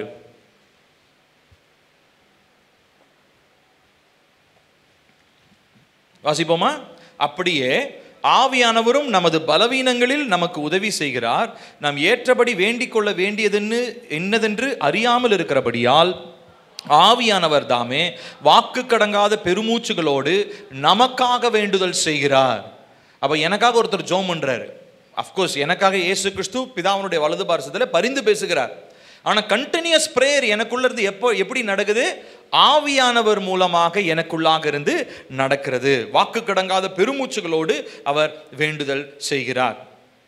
இப்போ இந்த வேண்டுதல் செய்வது, அதாவது மற்றவருக்காக வேண்டுதல் செய்வது, இது யாருடைய வேலை? பழைய ஏற்பாட்டில் யார் செஞ்சாங்க சொல்லுங்க? ஆசாரியர்கள் செஞ்சாங்க. கரெக்டுங்களா? அவங்கவுங்களுக்கு வேண்டி பலி செலுத்தி அதெல்லாம் செஞ்சுக்கிட்டாங்க. ஆனால் மற்றவர்களுக்காக வேண்டுதல் செய்கிற வேலையை யார் செஞ்சா? ஆசாரியர்கள் செஞ்சாங்க. இப்போ அதே மாதிரி ஒரு வேலையை தான் பரிசுத்த ஆவியானவர் நமக்காக என்ன பண்றார்? நமக்கு வேண்டிக் கொள்வது இன்னதென்று நமக்கு தெரியல, எதுக்காக ஜெபம் பண்ணணும்னே தெரியல நமக்கு. அதனால அவர் என்ன பண்றாரா? நமக்காக அவர் வேண்டுதல் செய்கிறார். அப்போ நிறைய நேரங்களிலே நம்முடைய பலவீனங்களுக்காக நமக்கு வேண்டுதல் செய்கிறார். நிறைய பேர் அந்நிய பாஷையில் ஜெபிச்சே பலவீனங்கள் மாற்றப்பட்டு இருக்கிறது. இது நீங்க விசுவாசிக்கிறீங்களான்னு தெரியல. நிறைய பேருக்கு நம்ம லாஸ்ட் இயர்ல நம்ம 100 days ப்ரேயர் பண்ணோம் இல்லைங்களா? அதில் ஒரு 2 சிஸ்டர் அவங்களுடைய சாட்சியை பகிர்ந்து கொண்டாங்க. ஒருத்தங்களுக்கு கடினமான வயிற்று வலி, என்னன்னே ஸ்கேன் பண்ணாலும் தெரியல, என்ன பிரச்சனைனே மருத்துவரால் கண்டுபிடிக்க முடியல. ஆனால் அவங்க ஆவியில நிரம்பி ஜெபிக்க கிட்டத்தட்ட 70வது நாள்லையோ 72வது நாள்லையோ அவங்க சாட்சியாக சொன்னாங்க என்கிட்ட, பாஸ்டர் என்னுடைய வயிற்று வலி திடீரென்று ஒரு வாந்தி ஒன்று வந்தது, அதுக்கப்புறம் என்னுடைய வயிற்று வலி கம்ப்ளீட்டாக நின்றுடுச்சுன்னு சொல்லி சாட்சி சொன்னாங்க. ஸோ இப்போ ஆவியில நிரம்பி ஜெபிக்கும் பொழுது நம்முடைய சரீரத்திலும் என்ன நடக்குது? மாற்றங்கள் ஏற்படுகிறது. சரீரத்தையும் கர்த்தர் பலப்படுத்துகிறார், பலவீனங்களை கர்த்தர் மாற்றுகிறார், இன்ஃபர்மிட்டிஸ் வியாதிகள் மறைகிறது. அடுத்ததாக நமக்கு கர்த்தருடைய ஆவியானவர் நமக்கு உதவி செய்கிறார். பாருங்க, எபேசியர் 6வது அதிகாரம் 18வது வசனம் இவ்விதமாய் சொல்லுது. எபேசியர் 6:18, எந்த சமயத்திலும் சகலவிதமான வேண்டுதலோடும் விண்ணப்பத்தோடும் ஆவியினாலே ஜெபம் பண்ணி. ஆவியினால ஜெபம் பண்ணணுமா? இதுக்கு முன்னாடி இருக்கிற அதிக வசனங்கள்ல தான் ஆவிக்குரிய ஸ்பிரிச்சுவல் வார்ஃபேர் பத்தி சொல்றாரு. எபேசியர் 6:12 சொல்லிட்டு அதனுடைய பின்னாடி இருக்கிற பாகத்துல தான் அப்போஸ்தலனாகிய பவுல் இதை சொல்றார். ஆவியினாலே நீங்க ஜெபம் பண்ணணும், மன உறுதியோடு சகல பரிசுத்தவான்களுக்காகவும் பண்ணும் வேண்டுதலோடு விழித்து கொண்டிருங்கள் அப்படின்னு சொல்லி. அடுத்ததாக நம்ம ஆவியில நிரம்பி ஜெபிக்கும் பொழுது நம்முடைய உள்ளான மனிதன் நிரப்பப்படுகிறார். He's being field. அப்படியே அவர் ஃபுல் ஆயிடுறாரு, ஃபுல்லா நிரப்பப்படுறாரு. இப்போ நம்ம சாப்பிட்றோம் இல்லையா? நீங்க என்னதான் உங்களுக்கு பிடிச்ச சாப்பாடு சாப்பிட்டாலும் சாப்பிட்டுக்கிட்டே இருப்பீங்களா? சொல்லுங்களேன். ஒரு அளவு வந்தோன்னே என்ன ஆகிடும் உங்களுக்கு? ஆமாம், திகட்டிரும். ஐயோ சாமி முடியாதுப்பா அப்படின்னும். ஸோ ஆனால் இந்த உள்ளான மனுஷன் பார்த்தீங்கன்னா அப்படி கிடையாது. அவருக்கு என்ன கெப்பாசிட்டினா, நீங்கள் ஆவியில நிரம்பி ஜெபிக்க அவர் வளர்ந்து கொண்டே இருப்பார். அவருக்கு கெப்பாசிட்டி லிமிட்டேஷன்லாம் வரையறைக்கு உட்பட்டதெல்லாம் கிடையாது. உள்ளான மனிதன் பலனடைந்து கொண்டே இருப்பார். அவருக்கு இன்டெஃபினிட் கெப்பாசிட்டி தான் அவருக்கு. அவருடைய அளவு பார்த்தீங்கன்னா அளவு கடந்தவர். அவர் அப்படியே உள்ள இருக்கிற மனுஷன் அப்படியே பெருகி கொண்டே இருப்பார். அப்போ இவ்விதமான ஒரு ஆவிக்குரிய மனுஷர்களாக ஆவி மனிதனிலே நாம் மாற்றப்பட வேண்டும் என்பதற்காக நாம் ஆவியில நிரம்பி ஜெபிக்க வேண்டியது அவசியமாக இருக்கிறது. சரியா? ஸோ இன்னைக்கு நிறைய காரியங்களை நம்ம பார்த்துருக்கிறோம். ஸோ முதலாவது நாம் பார்த்தோம், என்ன சொன்னோம்? ஆவியிலே பலனடைவது. அதுக்கு 3 மனுஷங்களை பார்த்தோம். யோவான் ஸ்நானகன், இயேசு கிறிஸ்து, தாவீது. இந்த மூவரும் ஆவியிலே அவர்கள் பலனடைந்தார்கள் என்று சொல்லி பார்த்தோம். அடுத்ததா ஆவியிலே பலனடைவதற்கு என்னென்னலாம் பண்ணணும் அப்படின்றத நம்ம பார்த்தோம் இல்லையா? ஸோ அதுக்கப்புறம் 5 உணர்வுகள், இந்த 5 சென்சஸ் நம்ம சரீரத்தில் இருக்கிற மாதிரியே ஆவி மனுஷருக்கும் உள்ளான மனுஷனுக்கும் 5 உணர்வுகள், செயல்திறன்கள் இருக்கிறது. அதன் மூலமாக பகுத்தறிவு, அதுக்கப்புறம் பார்த்தல், கேட்டல், பேசுதல், இப்படி எல்லாமே ஆவி மனுஷனுக்கும் உள்ளான மனுஷனுக்கும் இருக்குன்னு சொல்லி நம்ம பார்த்தோம். அடுத்ததாக நமக்கு டிசர்ன்மெண்ட், அதை பற்றி நான் ஞாயிற்றுக்கிழமை நான் பேச போகிறேன். ஸோ அதனால் கண்டிப்பாக ஞாயிற்றுக்கிழமை நீங்கள் எல்லாரும் அந்த வார்த்தையை நீங்கள் கேட்கணும். ஆயத்தத்தோட வாங்க. ஆயத்தம்னா என்னது? ஜோம் பண்ணிட்டு வாங்க. நான் தூங்கக்கூடாதுன்னு ஃபஸ்ட்டு ஜோம் பண்ணுங்க. எல்லாரும் சர்ச்சுக்கு வர்றதுக்கு முன்னாடி தலைமையில கை வச்சு, எனக்கு தூக்கம் வரக்கூடாது, நான் தூங்க மாட்டேன், என்னை தூங்க வைக்கிற அசுத்த ஆவியே என்னை விட்டு வெளியே போன்னு ஜோம் பண்ணிட்டு அப்புறம் நீங்கள் சர்ச்சுக்குள்ளே வாங்க, சரியா? இல்லைன்னா நான் அடுத்த வாரத்துலேருந்து வெளியே நின்று உங்கள் எல்லாருக்கும் தலைமையில கை வச்சு ஜோம் பண்ணி தான் உள்ளே அனுப்பலான்னு இருக்கிறேன். அப்புறம் யார் வரிசை எடுக்கிறது? இப்போ ஜோம் பண்ணுறதுக்கு ஒரு ஆளை வச்சுருவோம். எல்லாரும் ஊழியக்காரங்களாம் வரிசையை நிற்க வச்சு எல்லாரும் தலைமையில கை வச்சு தூக்கத்தின் ஆவியை வெளியே போன்னு துரத்தி விட்டு தான் உள்ளே கொண்டு வந்து உட்கார வைக்கணும்னு நினைக்கிறேன். ஸோ ஏன்னா நம்ம இங்கே வந்து நம்ம கதையை அடிச்சுட்டு இருக்கிறோம். உங்களுக்கு என்ன, நான் வரலாற்று கிளாஸ் எடுக்கிறேன்னா இல்லை வந்து போர் அடிக்கக்கூடிய வேறு ஏதாவது விஷயத்தை நான் பேசுகிறேன்னா இல்லை, நம்ம உள்ளான மனுஷனுக்கு தேவையானது தான் நான் பேசுகிறோம். ஆனாலும் நம்ம அதான் சொன்னேன் இல்லைங்க, நம்ம உள்ளான மனுஷன் எப்படி இருக்கிறாருன்னா அப்படியே வத்தலும் தொத்தலமாக இருக்கிறார், இன்னைக்கோ நாளைக்கோன்ற நிலைப்பாட்டில் இருக்கிறார். அதனால் இப்போ உங்களுக்குலாம் வந்து இந்த இன்டென்சிவ் கேர் யூனிட் கேள்விப்பட்டீங்களா? ஐசியூ ரொம்ப சீரியஸாக இருக்கிறவங்கள என்ன பண்ணுவாங்க, ஐசியூவில் போய் சேர்த்துருவாங்க. அந்த மாதிரி ஐசியூவில் சேர்க்க வச்சு தான் உங்களுக்கு ட்ரீட்மெண்ட் கொடுக்கணும்னு நினைக்கிறேன். அப்போ தான் கொஞ்சம் ஆவியில் பலன் அடைவீங்கன்னு நினைக்கிறேன். சரி, அதனால நம்ம என்ன பண்ண போகிறோம் அப்படின்னா, இப்போ கொஞ்ச நேரம் நம்ம ஜெபிக்க போகிறோம், சரியா? இப்போ நம்ம எழுந்து நிற்க போகிறோம். எழுந்து நின்று நம்ம ஜெபிக்க போகிறோம், சரியா? இப்போ எதுக்காக ஜெபிக்க போகிறோம்னா, ஏசப்பா எத்தனையோ காரியங்களை நீங்கள் எங்ககிட்ட பேசுகிறீங்க, ஆனால் நீங்கள் பேசுகிறது என் காது கேட்க முடியல, கேட்குற நேரத்தில் தூக்கம் வருது, மயக்கம் வர மாதிரி இருக்குது. எந்திரிச்சு இல்லைங்க, எல்லாரும் எந்திரிச்சு நிற்போம், ஜோம் பண்ண போகிறோம். எனக்கு ரொம்ப சோர்வாயிடுது, இல்லை இவங்க பேசுறது புரியல, ஏதாவது காரணமாக இருக்கலாம். அதை நீங்கள் ஆண்டவர்கிட்ட சொல்லுங்கள். என்கிட்டலாம் நீங்கள் சொல்ல வேணாம், மற்றவங்ககிட்டையும் சொல்ல வேணாம், உங்கள் வீட்லேயும் நீங்கள் யார்கிட்டையும் சொல்ல வேணாம். ஏசப்பா கிட்ட மனசார பேசுங்க. ஏசப்பா இவங்க இதெல்லாம் சொல்கிறாங்க, உள்ளான மனுஷன் அது இதுன்னெலாம் சொல்கிறாங்க, எனக்கு ஒன்றும் புரியல, என் மண்டைக்கு ஏண்டா என் தலைக்கு மேலே போகுது, எனக்கு ஒன்றுமே புரியல, அதனால எனக்கு அப்பப்போ இந்த மாதிரி சவுண்ட் வை, கொஞ்சம் நிறைய பேர் முழிச்சிக்கிறாங்க. சரி, அதனால எனக்கு உதவி செய்யுங்க ஏசப்பா அப்படின்னு சொல்லி நம்ம கேட்க போகிறோம், சரியா? கண்களை மூடுவோமா?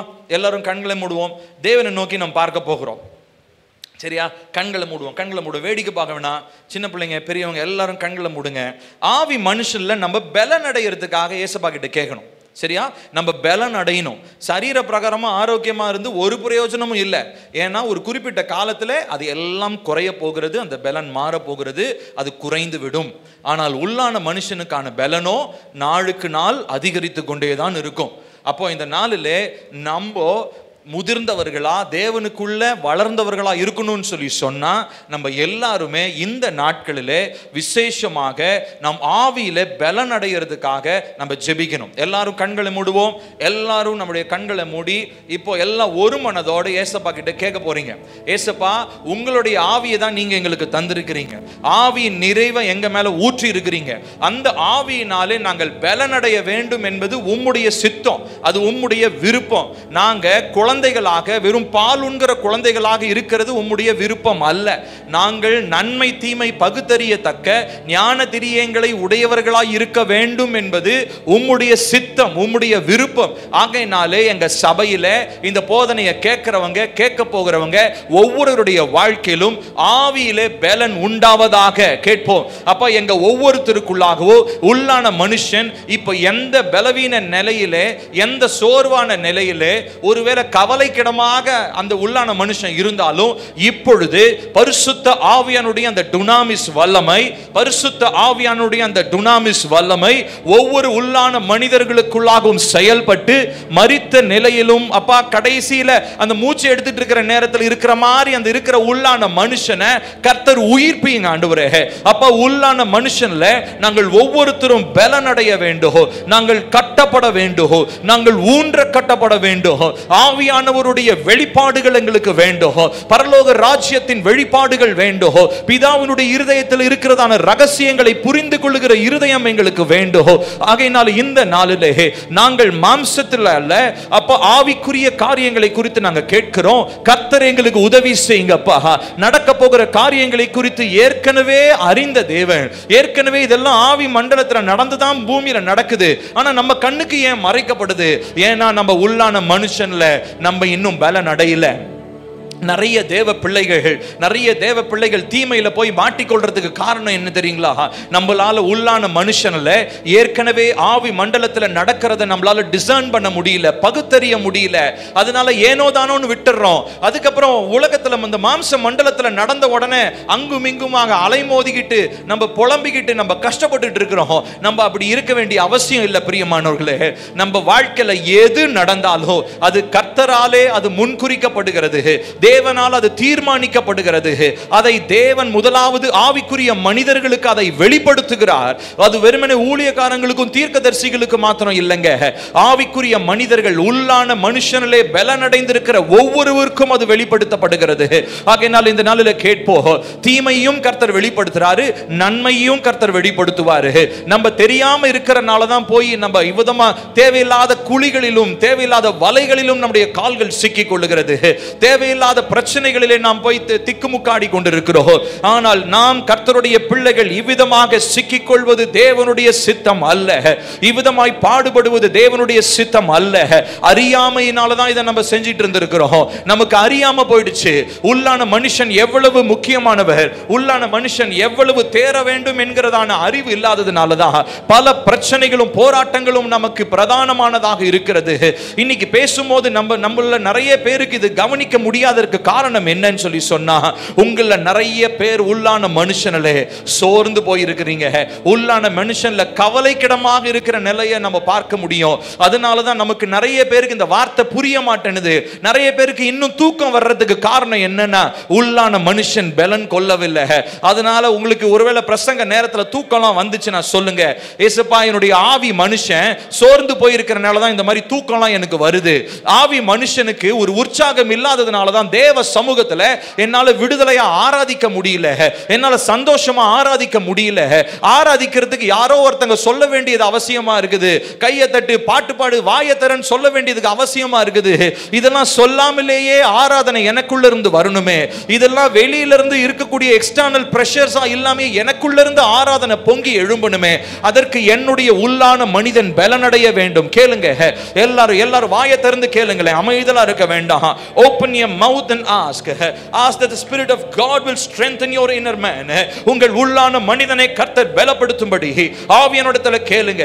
ஆவியானவரே, எனக்குள்ளதான் நீங்க இருக்கிறீங்க, ஆனால் நீர் எனக்குள் செயல்படுகிறீர் என்கிறதான உணர்வை இல்லாததுனாலே உள்ளான மனிதரை நான் சோர்ந்து போயிட்டேன், பலன் இழந்து போயிட்டேன், ஒரு வியாதியஸ்தனை போல நான் காணப்படுறேன். ஆனா கர்த்தர் என்னை இந்த நாளிலே பலப்படுத்துங்க. கேட்போம். கொஞ்ச நேரம் பலப்படுத்துங்க. கேளுங்க. ஆவியானவரே, என்னை பலப்படுத்துவீராக. உள்ளான மனுஷன் பலப்பட வேண்டும் அப்பா. உள்ளான மனுஷன் பலப்பட வேண்டும் அப்பா. உள்ளான மனுஷன் பலனடைய வேண்டும். அன்றைக்கு யோவான் ஸ்நானகன் பலப்பட்டாரே, அன்றைக்கு இயேசு கிறிஸ்து பலனடைந்தாரே, தாவீது தன்னை தேவனுக்குள்ளாக திடப்படுத்தி கொண்டாரே. இவ்விதமான மனிதர்கள் தேவனுக்காக அசாதாரணமான காரியங்களை செய்தவர்களும் தேவ ராஜ்யத்திற்காக அப்ப ஓடினவர்களும் தேவனுக்காக நின்ற மனிதர்களுமா இருக்கிறார்களே. அப்படிப்பட்டவர்களாய் கர்த்தர் எங்களை மாற்றுவீராக. Oh, fill us with your power, oh Holy Spirit. பரிசுத்த ஆவியானவரே, உம்முடைய வல்லமையினால் எங்களுடைய ஆவியை நிரப்புங்க. குறைவுள்ள எங்களுடைய ஆவி நிறைவுள்ளதாய் மாற்றப்படுவதாக.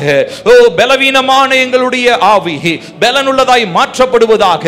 சோர்ந்து போயிருக்கிற எங்களுடைய ஆவி அப்பா இந்த நாளில் புதிய உற்சாகத்தினால நிரப்பப்படுவதாக. கேளுங்க எல்லாரும் வாயை திறந்து ஓ ராபா ஷன்டாகேரேலேனே டோராபௌடேரேனே தாஹா கேட்போம் எல்லாரும் வாயை திறந்து, கர்த்தாவே இந்த நாளிலே விசேஷித்த உம்முடைய ஆவியின் பலத்தினால எங்களை நிரப்புங்கப்பா. ஆவியின் பலத்தினால எங்களை நிரப்புங்க. இந்த நாளிலே சும்மா நம்ம ஒரு ஏதோ நம்ம குட் ஃப்ரைடே அன்னைக்கு ஜாலியா வந்து இங்க ஒரு நேரம் செலவழிச்சிட்டு போக வரல. இங்க நேரத்தை செலவழிச்சு இங்க பொழுதுபோக்குறதுக்காக நம்ம வரல. இங்க இருந்து போகும்போது ஒரு விசேஷித்த அபிஷேகம், உள்ளான மனிதனிலே நமக்கு தேவைப்படுகிற ஒரு விசேஷமான பலன், உள்ளான மனிதனிலே நாம் பலன் அடைய வேண்டும் என்கிற விசேஷ தெளிவு, இதை பெற்றுக்கொண்டவர்களாதான் நம்ம இந்த இடத்தை விட்டு போக வேண்டும். கேட்போமா? எல்லாரும் வாயை திறந்து, அப்பா நான் சோர்ந்து போயிருக்கிறேன் அப்பா, அப்பா என்னுடைய உள்ளான மனுஷன் ரொம்ப பலனடைஞ்சு பலவீனமாயிட்டார் அப்பா, அதனாலதான் உங்க வசனத்தை கேட்க முடியல, அதனாலதான் உங்க சமூகத்துல என்னால இருக்க முடியல, உங்க வசனத்தை வாசிச்சா எனக்கு தூக்கம் வருது, உங்களை ஆராதிக்கும் போது எனக்கு சோர்வா இருக்குது. காரணம் என் உள்ளான மனுஷன் சோர்ந்து போயிட்டாரு. ஆனா இப்போ பலனடைய செய்யுங்க, பலனடைய செய்யுங்க, பலனடைய செய்யுங்க.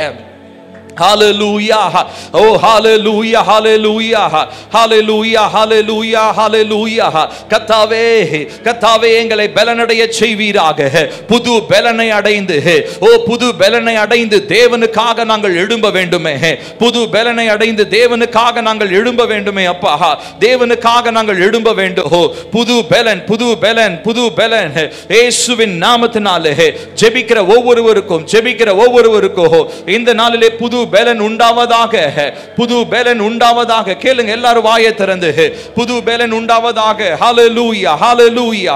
இயேசு ராஜா உம்மை துதிக்கிறோம், துதிக்கிறோம், துதிக்கிறோம், துதிக்கிறோம் அப்பா. இயேசு ராஜா உம்மை நாங்கள் துதிக்கிறோம், துதிக்கிறோம், துதிக்கிறோம். புது பலன், புது பலன் எங்களுக்கு இயேசுவின் நாமத்தினாலே உண்டாகட்டும் அப்பா.